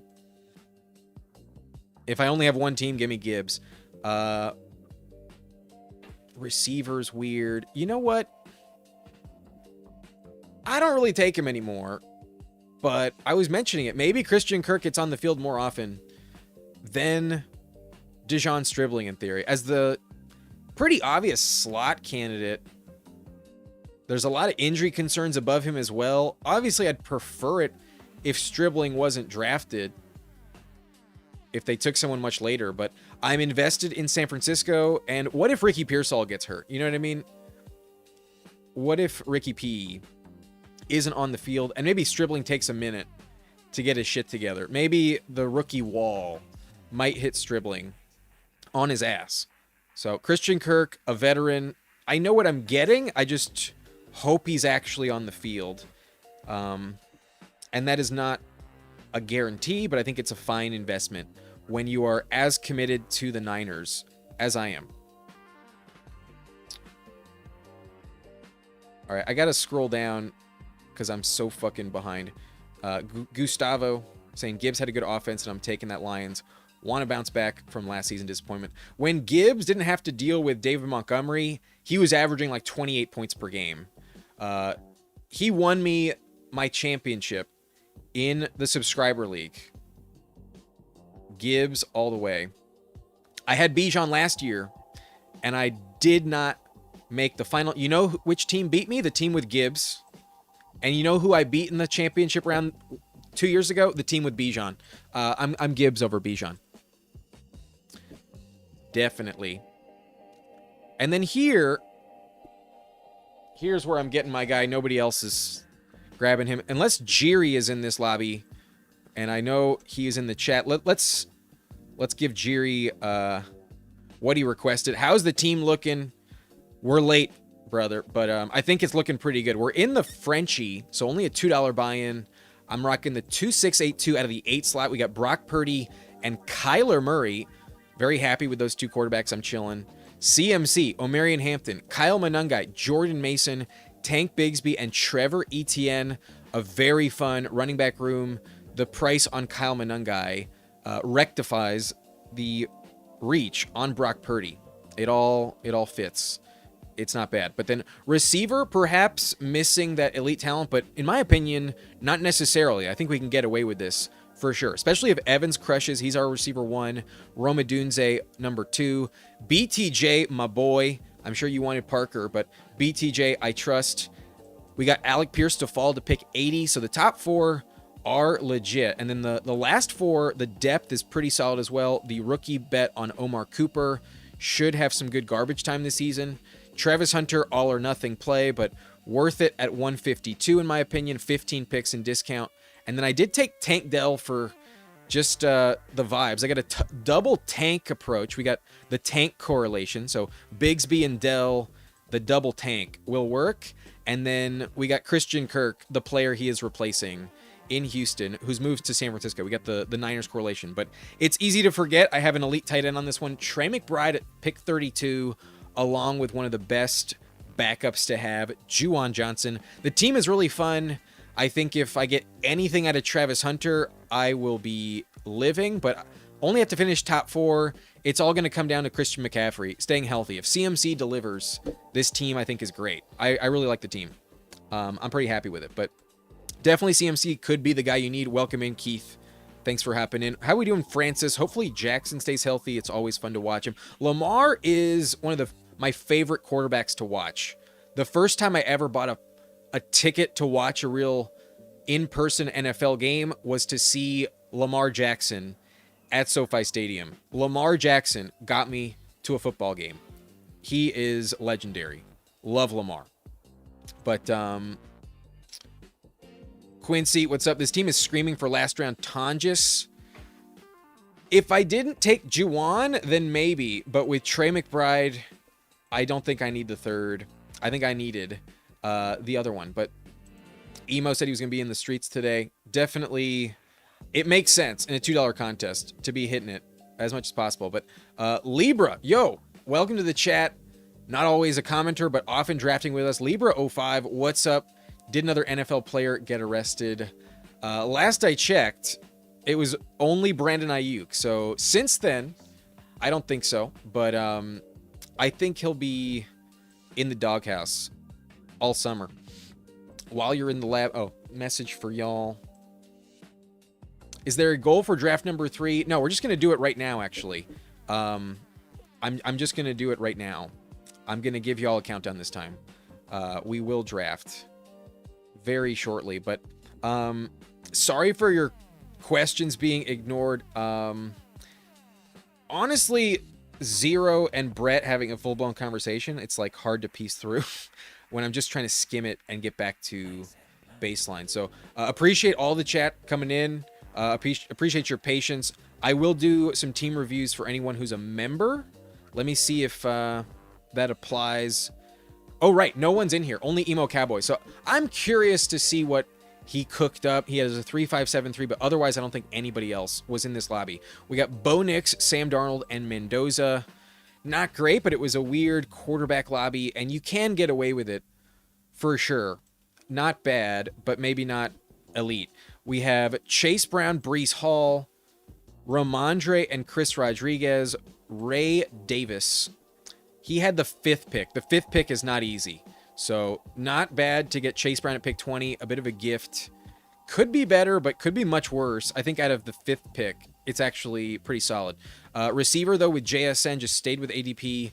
Ladidi McConkey at pick 44. Nice value with Adams as the 3rd.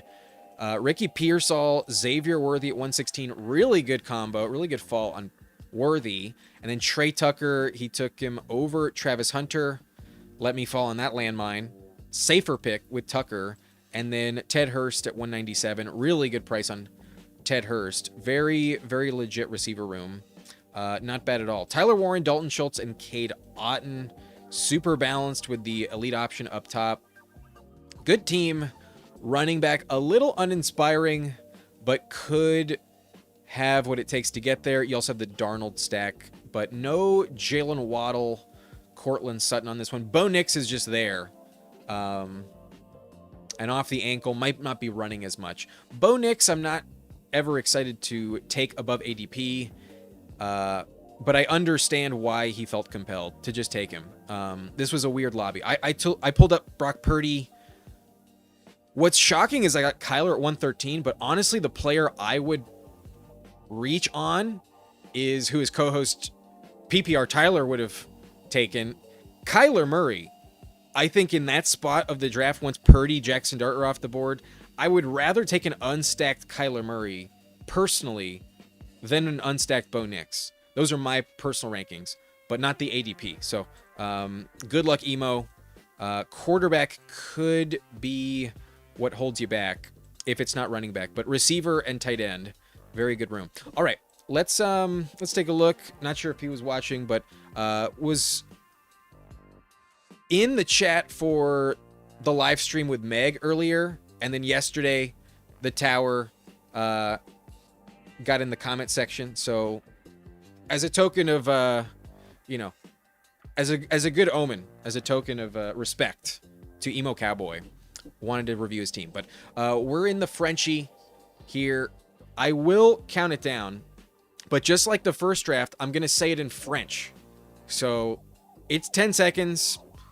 You're not gonna know what it is if you don't speak French, but I think you can deduce. Let's mix it up. I'll do it in French. We're drafting in 10, 9, 8, 7, 6, 5, 4, 3, 2, 1. Ça commence. On y va. 10 spots, so get in. I knew that would throw y'all off. I knew that would give me a chance, but maybe you just heard, maybe you just saw that I was starting the countdown. You're like, fuck it, I'm just getting in.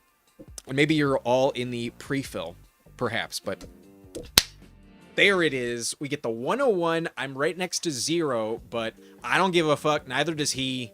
I'm here for the smoke. The 101, let's go. And it is Jahmyr Gibbs. Fantasy Dog, repping the 103. Good luck to you. A lot of friends and family. Super Beast at the 104. Severe Jury at the 105. Jimmy the Greek, not sure, but if you're watching, welcome. JT Alford at the 107. Brew Crew in here. Zach, I think we've drafted with before. I don't like that Team 10 murders butterflies, but not sure if they're watching. Rooting against Team 10, honestly. And then Diaz, not sure, but Albie at the bookend, pick 12 at the caboose. Good luck, everyone. It's as close to a full house as we can get. So much different than the last draft. The first one was balanced. This one, everyone's in here. Nice. And it's underway.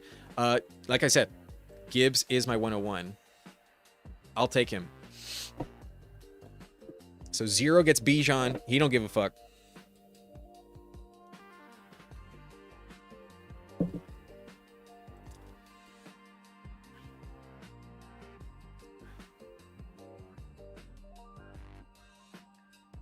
Yo, you know what's crazy about this comment, 0? It was translated in my chat to I'm hungry.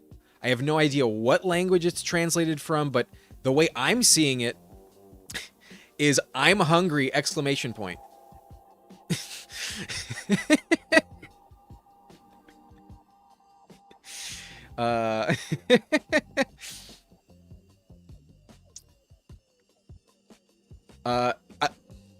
I didn't. I can't confirm, but honestly, you're earning a moderator status.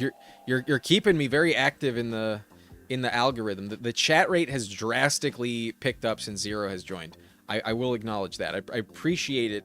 It has been a little tougher to skim through some of the times, but I'm not going to complain.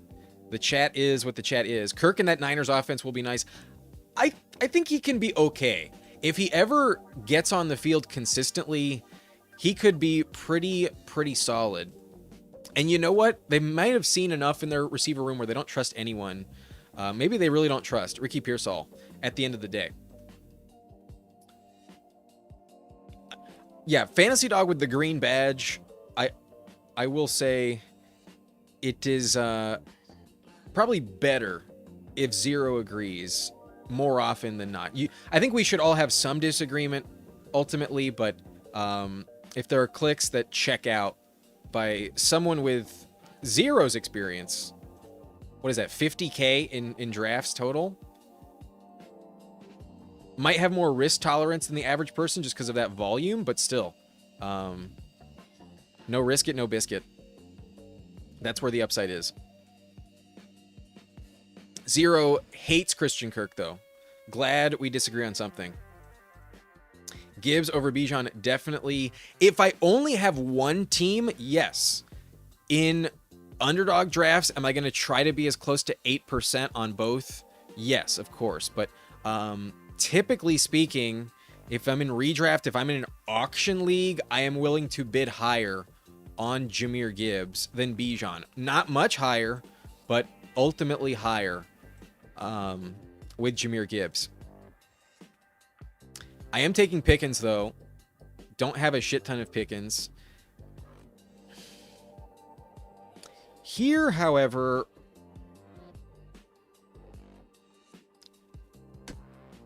I'm extremely underexposed to Josh Allen. So the advantage of being at the 101, you can set the tone on studs and just like taking the best athlete, the best option in the round. And obviously, Josh Allen is a tough pill to swallow in the third. Given the prices, it is kind of tough. But of all the names to finish as QB1, I don't think anyone is a safer bet than him. And I do genuinely believe that there is a world he is 3 rounds more valuable than a Lamar Jackson, who I have seen fall into the 6th. So obviously I could set up a Lamar in the 4th round, but I've been seeing Lamar taken in the 4th a little bit more often. The Zay Flowers teams get a little hungry sometimes.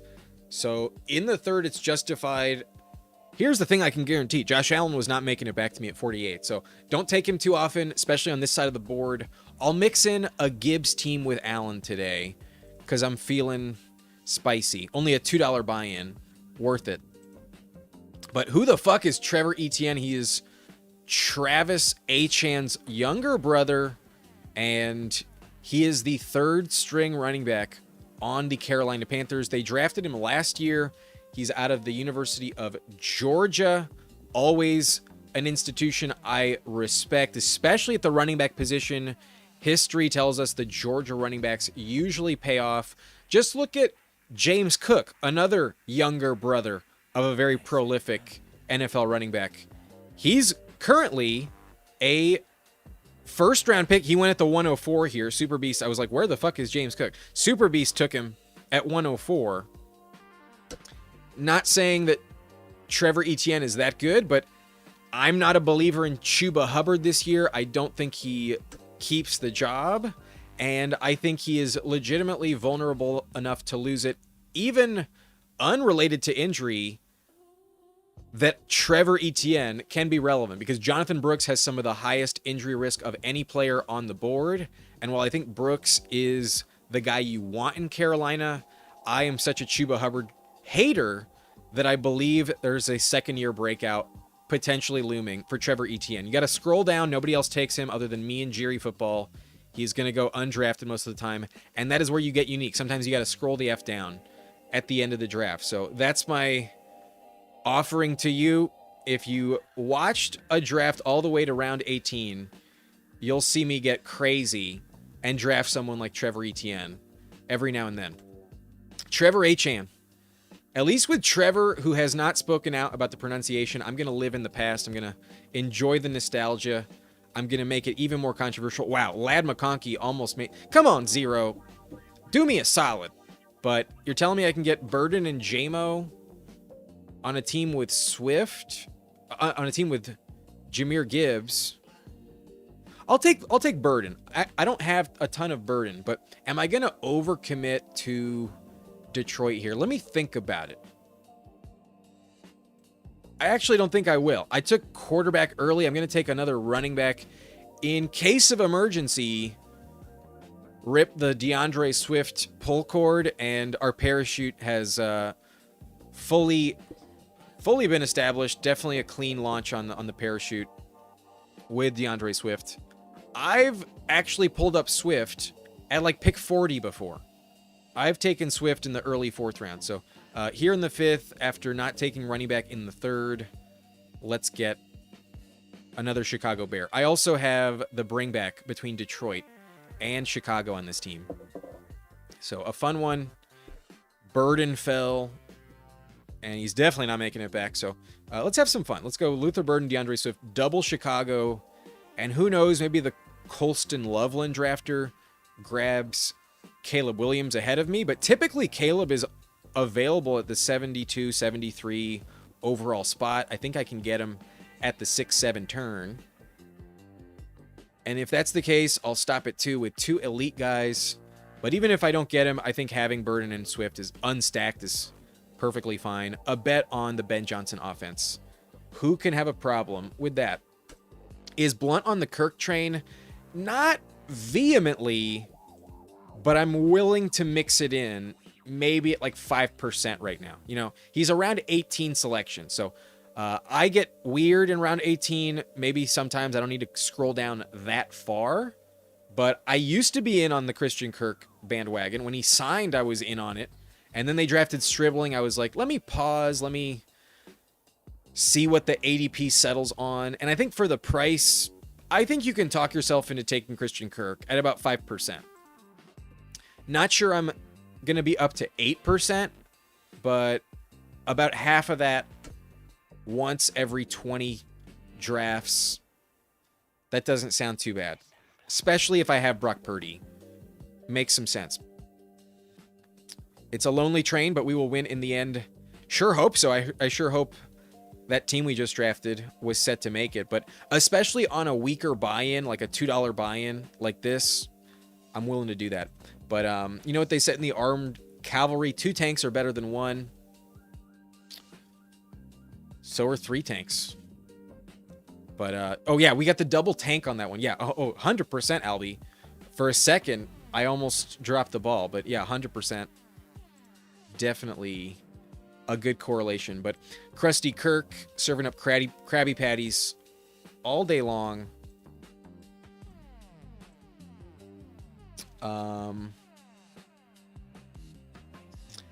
In all honesty, if I've ever drafted with Emo, it's also been like unintentional, you know. I've never hopped into a Toxic Tower lobby before, and then I'm not even really sure where Emo Cowboy live streams other than that. Does he? Sorry if I'm mistaken, but in all honesty, I'm not totally sure. What's up, Zero? Yeah, bookends. Gotta feel nice to be as far away from me as possible in this one. And Caleb does make it. Sweet. Yeah, definitely gonna double down, and then we'll just be done at quarterback. A 2-2-2-0 so far. Not the end of the world. Not bad. I could go Alec Pierce again, but I'm going to take who I think is really just the best running back left. I'm going to go Rico Dowdle at 73. He is not making it back. And the next turn has some typical good values at receiver. One of the few times I've ever not taken Justin Herbert, but Zero Fucks takes him with Lad McConkey, 100% worth it right there. There was no way he circled back, so a very good click. Totally legit. Zero building out a good one. We got Bijan and Jeremiah Love. Elite draft capital on both of them. Nico Collins, the fall on Lad is very, very nice. And then Jalen Waddle, you might have a Bo Nix available to you later. And then Harrison is on the thumbnail, a double Arizona. I don't love double committing to the Cardinals, though. But Herbert there definitely glazes over some of the imperfections. Zero's got a good one. Let's take a look at Fantasy Dog at the 103. I'm going to try and scope out these teams ahead of time, but that way the team reviews can go quicker. Jamar Chase, Rashi, Trey McBride, and Mike Evans. So got boxed out of running back, was not interested in Brees or Travis. Just took Trey, and then had to pull up Jadarian Price. Got a little a little desperate. Took Pollard at 70. Wasn't willing to let him make his way back. And I think that was a smart call. I think that was a wise choice. And then DK Metcalf, pick 75. So running back perhaps a bit thin, but not too shabby with Price and Pollard. You can get away with it, but definitely not the most elite approach. Receiver, though, is going to be the best of the lobby, most likely. A Jamar, Rashi, and Mike Evans team should be the best receiver groom. And you also have McBride. That is a luxury as well. Super Beast, who pulled up James Cook, went A.J. Brown, Javonte, Terry, J-Mo, Jaden Daniels stacked up, and then Chuba Hubbard, 76. Once Dowdle's off the board, I guess Chuba is a little bit more interesting. But glad I can oblige Zero. Happy to make you happy. In with you at number 9. Minnesota Motor Madness. That's Zach 7677. Start off Amon-Ra Achan, Devontae Jacobs, Carnell Tate, BTJ, and then RJ Harvey. Very balanced approach so far. I assume you might feel the pressure to get back in at quarterback, though, pretty soon. What sucks is the Hurts fall. Needed one more spot. You go Mekhi Lemon, you get bitter. I respect it. You're not going to allow this madness. You bring the madness. You're not going to let the Hurts drafter take him at 80 with Mekhi Lemon at 88. I respect it. Albie's about to get bullied at the 12. Let's take a look at Albie so far. Jefferson, Hampton, T. Higgins, Scatabo, Watson, Jordan, Tyson, Kraft, and Godwin. Needs to pivot off of receiver soon, but I think he can. I think he'll be just fine. At the moment, I have no concern on Albie. He has an elite receiver build. Hampton and Scatabo, good options, and then Kraft, an elite tight end. I think Albie can hold his own. But I hope you enjoyed. Yeah, the I'm hungry. The I'm hungry was pretty funny.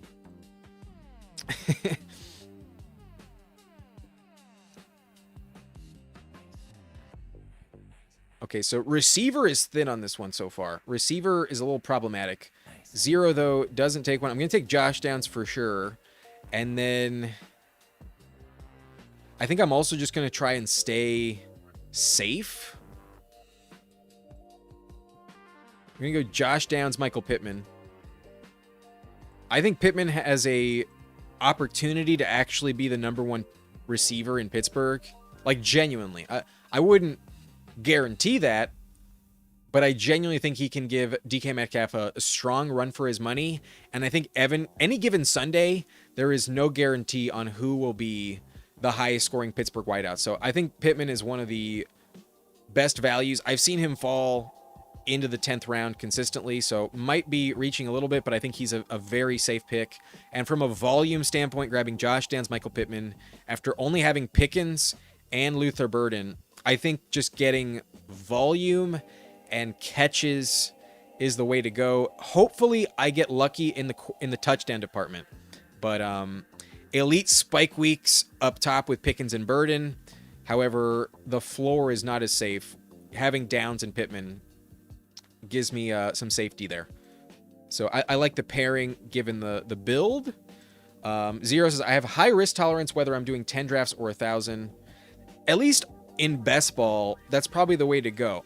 I started the channel with redraft always in mind. So that's always where I'm kind of like trying to think about it. I've been trying to calibrate my strategies though accordingly, because especially when the contest doesn't pay you much unless you really place well week 17, then I don't really see the point anymore in not focusing on all the big money weeks. But this draft has been interesting, I will say.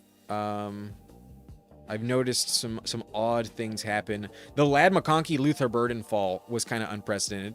Tedero McMillan went pick 44. I think that's pretty fair. But then running back has also been kind of weird. Quarterback a little bit strange, but nothing too crazy. But then the Eagles were like mad disrespected with Hurts at 80, Mekhi Lemon 88. Honestly, that might be correct. Mekhi Lemon is a little bit hard to fully trust, but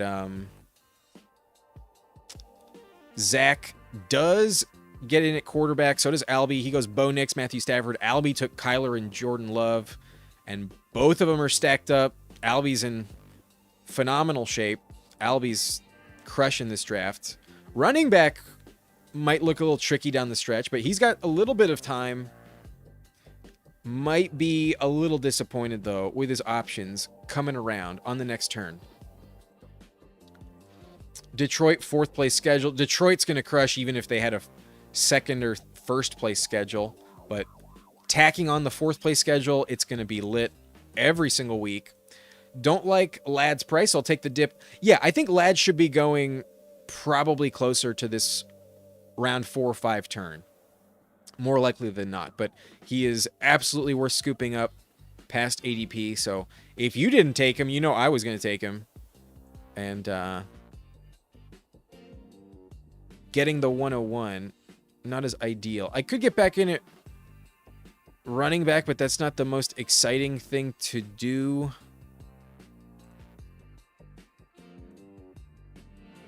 Receiver dried up fast. So I think I'm just going to get the Josh Allen stacks. They're not the most inspiring or exciting, but very unlikely both of them circle back, let alone either of them. So I'm at the bookend. I'm at the turn.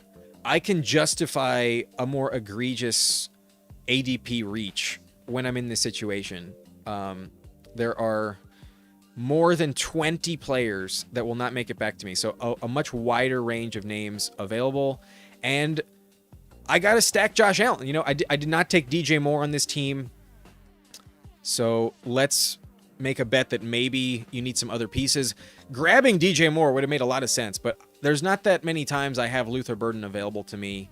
And for $2, I'm in on it. We went double Chicago. I had the bring back. So DJ Moore would have made plenty of sense, but Luther Burden usually not available.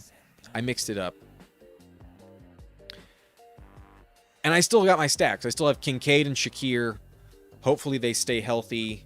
And it's really all hands on deck in Buffalo. There's really no telling with like certainty which player's going to go off any given week in Buffalo. There's also a world where Kincaid is actually still the #1 target on a given week.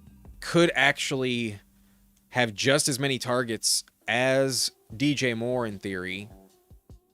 Probably not the safest bet to believe in, but if I'm going to take a Josh Allen early, let's bet on the Bills. And by not taking DJ Moore, I'm also kind of making the argument you want other pieces in Buffalo. At least on this team, it made sense. But that was the only receiver that's been taken in this round. This round is not a valuable round for wideout, but my team needed it. And wide receiver 5, Khalil Shakir, assuming he plays all 17 games, is a valuable piece outside of wide receiver 50 in raw scoring. He's going to play better than wide receiver 50 in terms of overall season stats if he's healthy. But I'm not on Ladd, but I do it on Chargers Chiefs builds. He is the most expensive relative to his talent and like value Charger in my belief. There is a Chargers tax typically. No one's really down on them, but nobody fully like.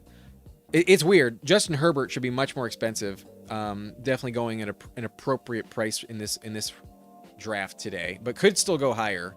But otherwise, every other Charger has a tax on it because of Mike McDaniel, most notably Hampton. But honestly, I think the tax is a little bit most expensive and least appealing on Ladd McConkey. I'm going to have more Quentin Johnston, more Trey Harris, given the discount than Ladd. But all of that being said, I've still taken Ladd at 12% of the time. I'm still getting a ton of Chargers, but the price makes me take him less than I would actually like to.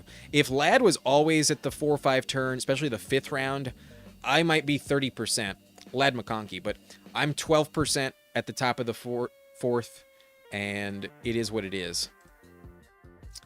Okay, this team cannot draft quarterback again. I think that's not the move. Receiver could definitely use a Rashid Shaheed. I have Gibbs, so there's no point in taking Pacheco, if you ask me. I think I might just get the values. I like Shaheed for the spike week ability. Last 3 clicks at the position were more floor plays most of the time. And then Chig is one of the best tight end values on the board. Definitely need it. And I'm taking 3, so who cares about the dual week 7 bye? Absolutely no concern on that. So this team is coming together. We got a 2-3-6-2 build so far. Josh Allen, Caleb Williams, running backs with Jahmyr Gibbs, DeAndre Swift, and Rico motherfucking Dowdle. I think we can get away with it with even just 5. This is not the spot of the draft where I like the values at running back, so gonna wait. But then receiver with George Pickens can definitely finish top 10. Maybe even outscore CeeDee Lamb. Could be the Cowboys receiver you want. Luther Burden is stacked, so is Swift. Josh Downs for the floor. Michael Pittman, also a good floor play. Khalil Shakir, the ultimate floor play. And then Rashid Shaheed, big spike week ability. Receiver needs to come together. But this team could be a 2-5-7-3. It could also be a 2-5-8-2 if I really wanted to. I'm honestly willing to tolerate the 0 in week 7 at tight end, and just make the bet that Kincaid fucking delivers. I never really draft Kincaid. I don't really believe it, but we once drafted him in the 4th, 5th round once upon a time. That was like 2-3 years ago. I think it was 2 years ago. Yeah, we'll see, but nice recovery. Thanks for remembering. You definitely made it out all right. The running back position, you are feeling the pressure, though. You go Keaton with Hampton. So just locking up every Chargers touch, basically. Hopefully Kimani Vidal is not the guy you need. But Jonah Coleman and Tyjae Spears. Coleman a little past ADP, but Tyjae not my favorite click, honestly. You're going to need one more. But I think Juwan Johnson is more valuable than both Tyjae and Coleman. So personally, I think I would have just gone with the second tight end with Juwan Johnson. You have Kraft, so you could have called it done. You already have Tyson, so the double bet on New Orleans, maybe not your favorite thing to do. But you can also get TJ Hawkinson in the next round stacked, which is a fair decision to make. But I think Juwan Johnson is much more valuable than TJ Hawkinson, in my honest opinion.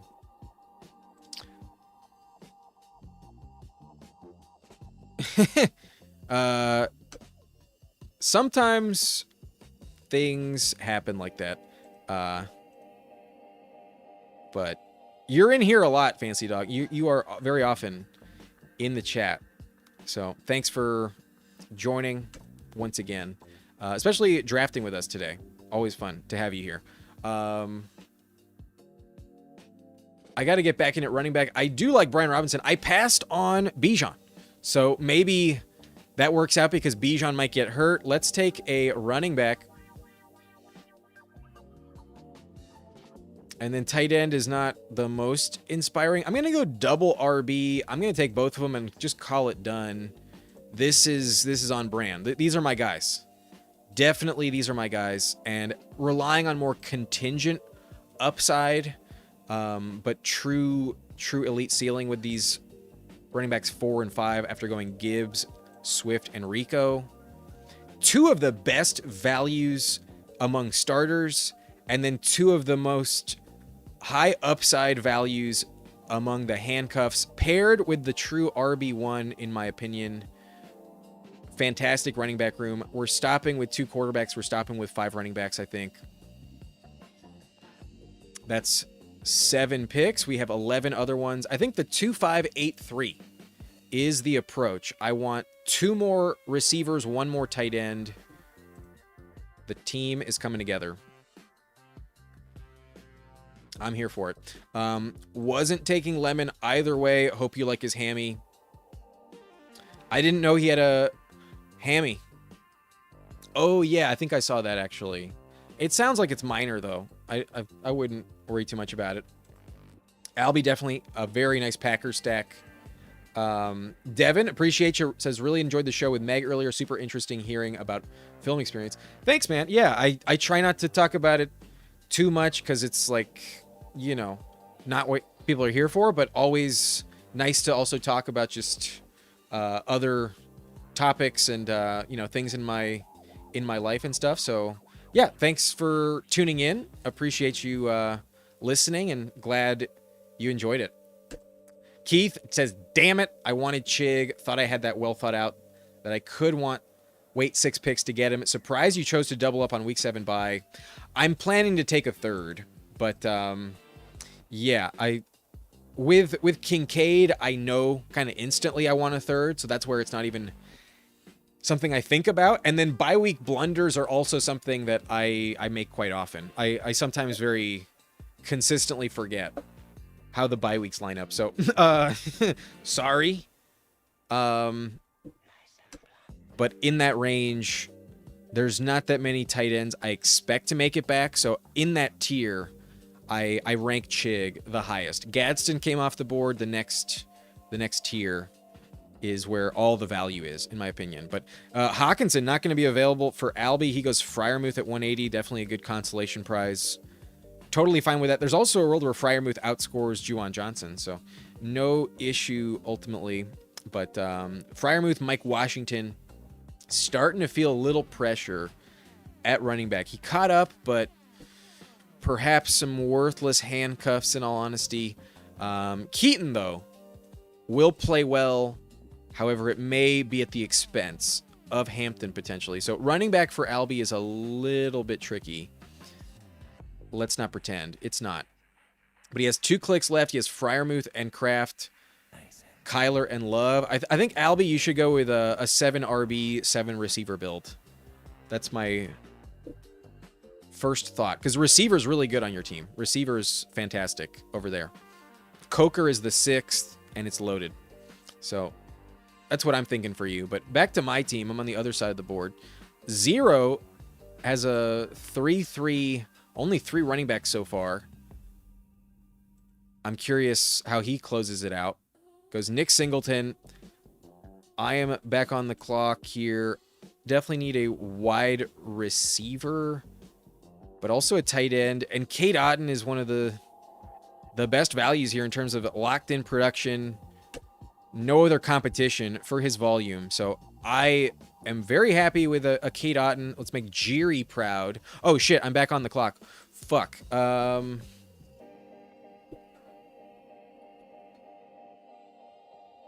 I'll just get the stack because I forgot I had 2 clicks. Like, legitimately, I just forgot.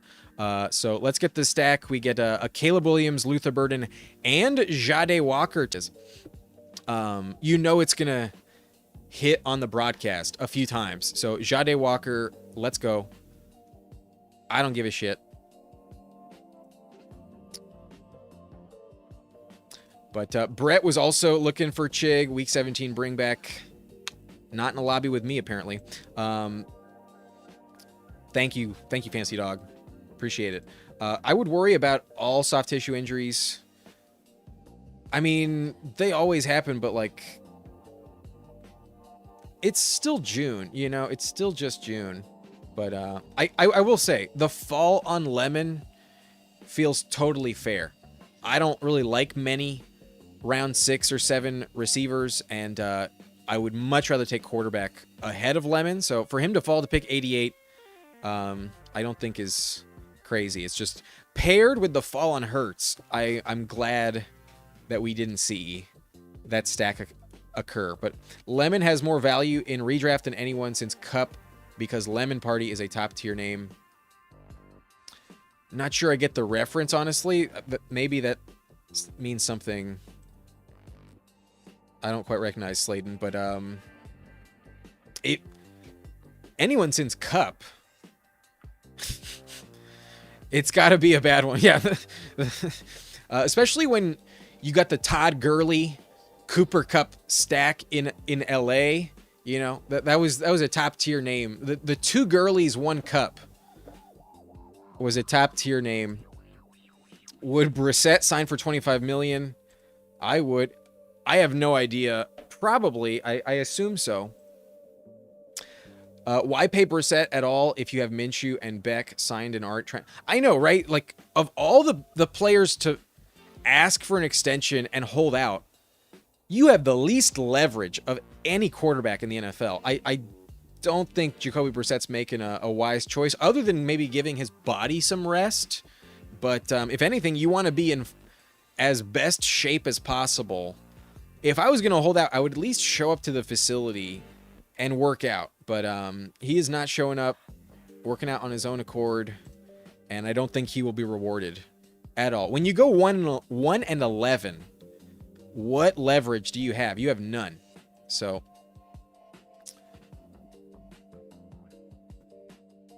I don't believe in Brissett. I never take Brissett. And here we're going to take someone I also never take. I think I'm going to go Skylar Bell for the other scroll down stack with Josh Allen. Again, I did not draft DJ Moore on this team. Maybe this is the first year in like ever where DJ Moore gets hurt. But Zero says you're not getting Trevor. That was never the plan.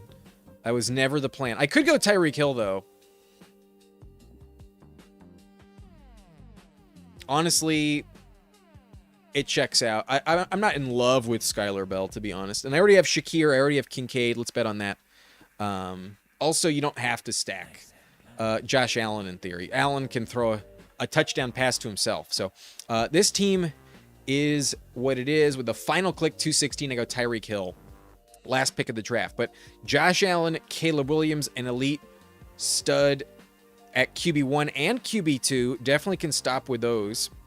Running back, definitely a good one for 5. I like this a lot. This is absolutely on brand. These are some of my favorite clicks at running back. Jahmyr Gibbs, DeAndre Swift, Rico Dowdle, Brian Robinson, and Tank Bigsby. This is my bread and butter, so I think it's great. Really balanced.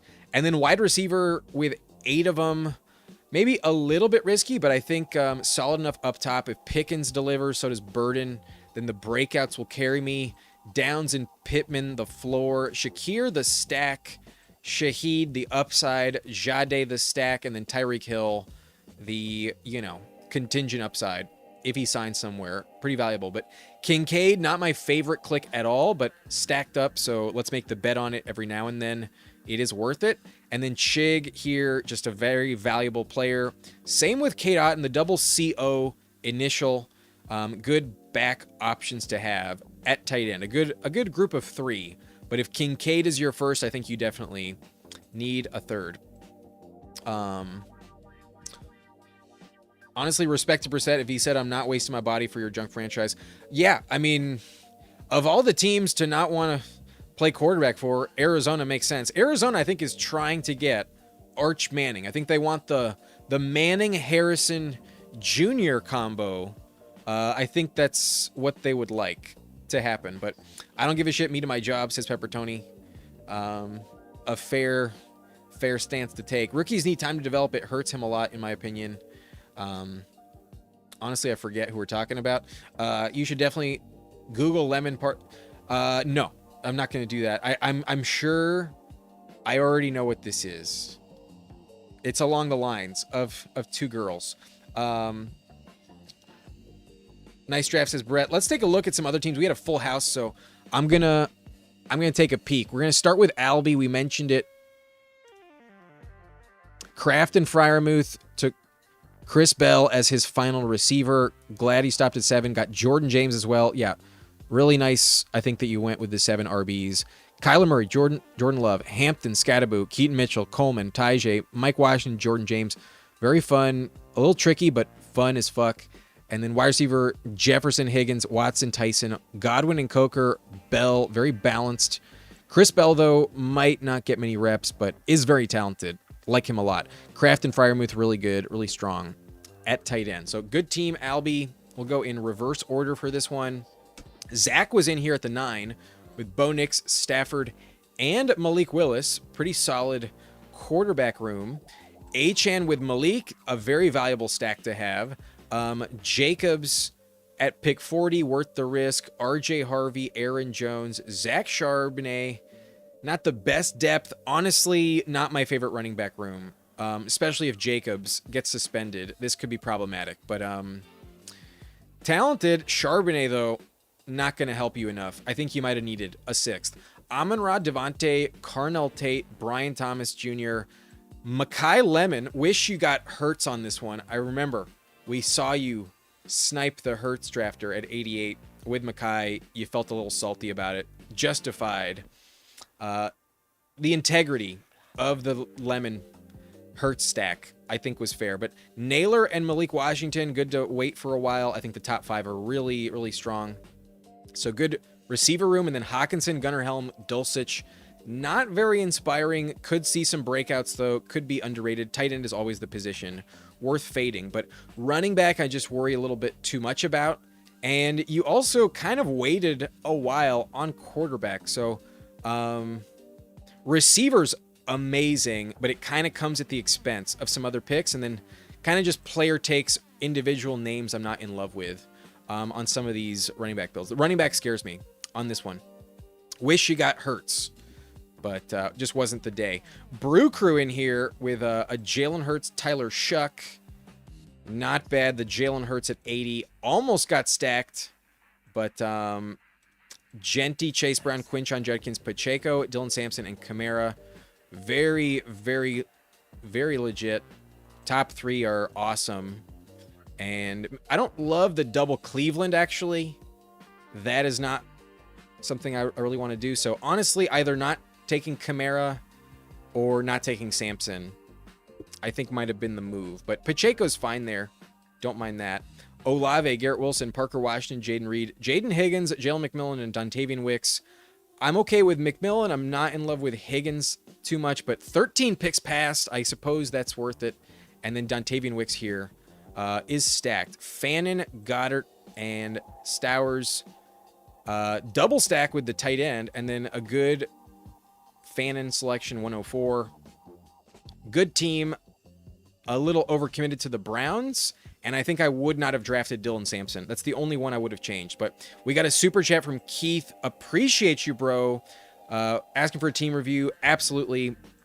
I was about to hit the members. I just kind of wanted to start on this side. So appreciate your Super Beast. We'll do Super Beast next, then do Fantasy Dog, who's also a member. JT Alfred's a member, so don't want to forget about that. I know Zero's a member. And then Severe Jury will be last. So let's go Super Beast. Sorry for making you wait. Appreciate the super chat. Keith, you are one of the real ones. So definitely. Oh, no. It's this one. Jaden Daniels, Jared Goff. Good to stop there. James Cook, Javonte, Chuba. You know how I feel about Chuba. But Woody Marks, Ray Davis. If you're willing to make the bet, go for it, but I really don't like these 2 clicks. Not my favorite clicks at all. I think Woody can fall 25 spots. I'd rather have Tank Bigsby than Woody Marks, honestly. But A.J. Brown, Terry McLaurin is stacked. J-Mo is also stacked. Jordan Addison, Matthew Golden, Antonio Williams stacked up. Tesla, Jerry Jeudy, pretty sweet. And then George Kittle with Tonjes and A.J. Barner, very legit tight end build. Absolutely a good team all around with the exception of these 2 clicks, in my opinion. These 2 scare me, but I know Rico was off the board. I remember saying it in the moment. A fine choice past ADP, but I think he can still really not pay off. My bets are against him. We got Fantasy Dog in here as well. He's got Mahomes, Mendoza, and Justin Fields. I guess, but honestly, I'm willing to just risk it with Mahomes and Mendoza. But I guess if Mahomes does miss any time early season, Mendoza does as well. You're going to get 0 in that stretch. So I guess it does make a little bit of sense. In a $2 contest, why not? But don't love it, in all honesty. Jadarian Price, Tony Pollard. Right, you waited on running back a little bit. Chris Rodriguez, Jordan Mason, though, very solid. Sean Tucker, and then still the rookies, Emmett Johnson, Katron. So pretty balanced down the stretch. To have 7 of them is a lot of depth. Not sure you need 7. I think with C-Rod, Jordan Mason, you can actually stop at 6, especially with Sean Tucker there. Love that. So I think you piece it together. A lot of the names fit nicely together, and I think it works well at running back. But Jamar Chase, Rashi, Mike Evans, Metcalf, Tucker, and Cooper. You stop at 6 with Cooper. Yeah, I think I would have gone with another wideout. Wide receiver 6, Cooper, not inspiring. But then McBride, Kelsey makes a ton of sense. And then you do have Mahomes. So give me a wideout instead of Katron, or maybe Emmett Johnson. That's where I would have gone differently. I think it's not that you can't get away with 6 receivers, but I've been in your shoes before where I take Jamar Chase and kind of get stuck taking a bunch of them early. And I convince myself that I actually kind of only need 5. You know, the 6th one doesn't really matter that much, but Kupp is not safe enough as number 6 to stop. Even Trey Tucker as number 5 is quite a gamble. So I think having 7 receivers over 7 RBs would have been a wiser approach. Because I think because of how you pieced it together, I think stopping at Emmett Johnson was a very legit decision. So that's what I might have done differently. But you could maybe get away with it just because it does have Jamar. That could be all you need, where you don't need the 7. Maybe, but 7 RBs, I think, was the mistake. 0 in here as well. Also, member, we got Justin Herbert, Jackson Dart, Bryce Young, and I would agree. I do think Trey Tucker is a very good pick. I don't like him as my wide receiver 3, though. Not in love with it. Bijan, Jeremiah, Rashad, Nick Singleton, Emmanuel Wilson, and Trevor Etienne. Not sure if you take him on your own accord or just because you wanted to snipe me and troll, but I do think it's a legit click. You know, I think it's a viable bet, and I do think you got in a position to be a little bit vulnerable and desperate where he does make some sense. So I believe in Singleton more than Tajay. Don't mind that. Emmanuel Wilson could be one of the steals of the draft, so also don't mind that. And then Trevor for the unique aspect. Hopefully isn't drafted too often, but we're going to be one of the few people that ever do it. So I like it. It's good up top as well with Bijan and Jeremiah. Rashad for the floor. Very critical, though. Rashad is actually kind of carrying the running back build a little bit. Nico, Ladd at a value with Herbert. Awesome. Waddle and Harrison. Concepcion at 119. Omar Cooper and Trey Harris, the double stack. Very nice. And then Laporta with the triple stack on Gadsden. Definitely worth stopping at those 2 tight ends. Very legit build. I think the right approach, a 3-6-7-2, given the players, I think is correct here. And then a nice fall on Bryce Young. Didn't even notice that. 170, that's 16 picks, past ADP. So the correct selection on Herbert in the 7th. Good to reach on him. And then Dart, unstacked, but definitely works unstacked. And I'm not the most fond of Harrison Concepcion myself, but you know, worth taking the gamble every now and then. Good enough to get it done, for sure. All right, we also mentioned Severe Jury, and then JT Alford is first, though, because JT is a member on the channel. Thanks for your patience, JT. Absolutely did not forget. Let's check it out. At the 107 can be tough sometimes. You go Lamar Jackson, Aaron Rodgers. I'm fine with it. Got no issue with that. And then Christian McCaffrey, Derrick Henry, Kyron Williams, Ramondre Stevenson, and James Conner. Worth the bet on Conner, and given Ramondre as your 4th, absolutely worth stopping there until the final round. So good approach at running back. Quarterback is thin, so the rest of this depth should be great. Wow, Cortland Sutton is the first. I'm shocked to see that. So tight end better be elite here. Actually, who knows? I'm not sure yet on how to judge it. Michael Wilson as the number 2 is scary.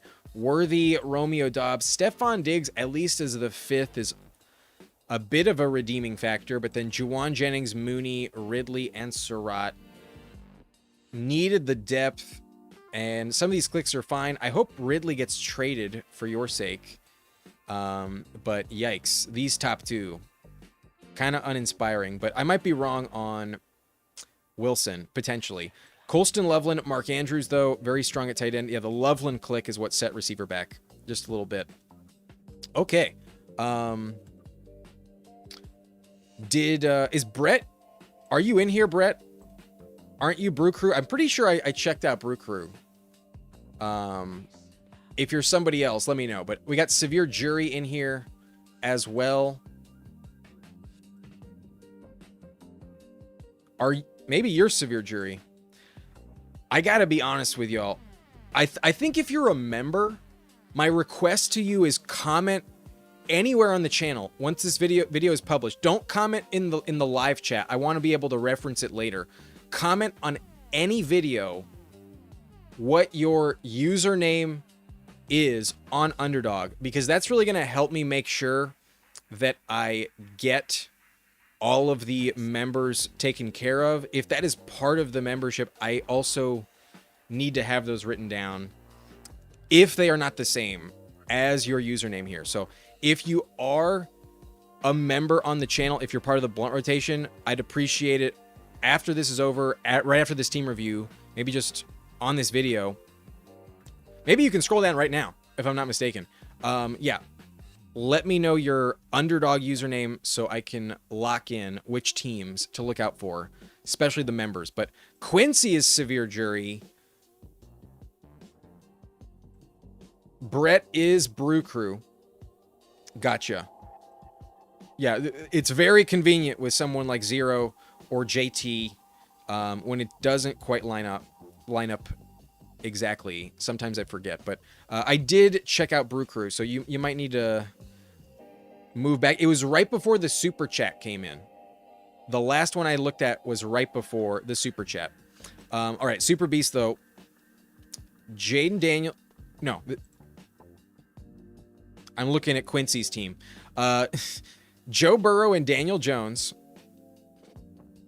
I suppose it's good enough, but a little tricky perhaps. Jones should be fine though. Brees Hall, Kyle Monangai, Blake Corum, Jonathan Brooks, and JCM, really solid running back room, despite kind of waiting a little bit, being patient, but then kind of getting rewarded. The 8th round Monangai, 9th round Corum, 10th round Brooks, and then 11th round JCM after the 3rd round Brees Hall. Pretty solid, so not bad. Wide receiver, though, should be interesting. Puka, Tet, and Adams. You do not have Stafford on this team. Alec Pierce is stacked up, though. Travis Hunter, Denzel Boston, Ryan Flournoy, and Brandon Ayuk in the final round, I guess. But then tight end a little overloaded with Bowers, Schultz, and T. Ferg. Again, you do not have Stafford. So did you just get sniped on Stafford? You took Corum instead, and Stafford didn't make it back. I think you might have needed to take Stafford. You have both Adams and Puka. I think that was the click. And I have pushed it myself. I've definitely pushed it, especially with both. You can convince yourself nobody else has a stack. Nobody else is going to take him. Zach got a little pressed at the position and took him unstacked. He also got sniped. So, yeah, pushing Stafford to 117, a gamble, not always going to work out. But you did get Brooks at 116. So I do think the running back room looks pretty good in hindsight. Worked out pretty well. Yeah, tough break, but you risked it. Did not hit. I think I would have taken Stafford over Blake Corum. All right. GM, see money, get money. Yourself as well. I mean, if anyone's going to drop a get money, GM, it's got to be C money. Didn't even get sniped on Stafford. I got greedy. Yeah, you did get greedy. That's definitely the way to put it. But not sure about you guys. Chose it 25 years ago. Not an Underdog though. I mean, if you want to cheerlead, go ahead. But I'm not splitting my winnings, Pepper Tony. Unless you want to split yours with me. But let's appreciate the hype. I think it's time to go. We've past 3:30. It's not 3:35. This is the last one, Jordan. I think we're done tonight. So we'll take one final rip. I'm going to close it out. And appreciate everyone for hopping in. Very fun draft today. 3 Frenchies, and this contest probably fills by the end of the weekend. So get in while you can. All right. I am out. I will see you with a plume of smoke and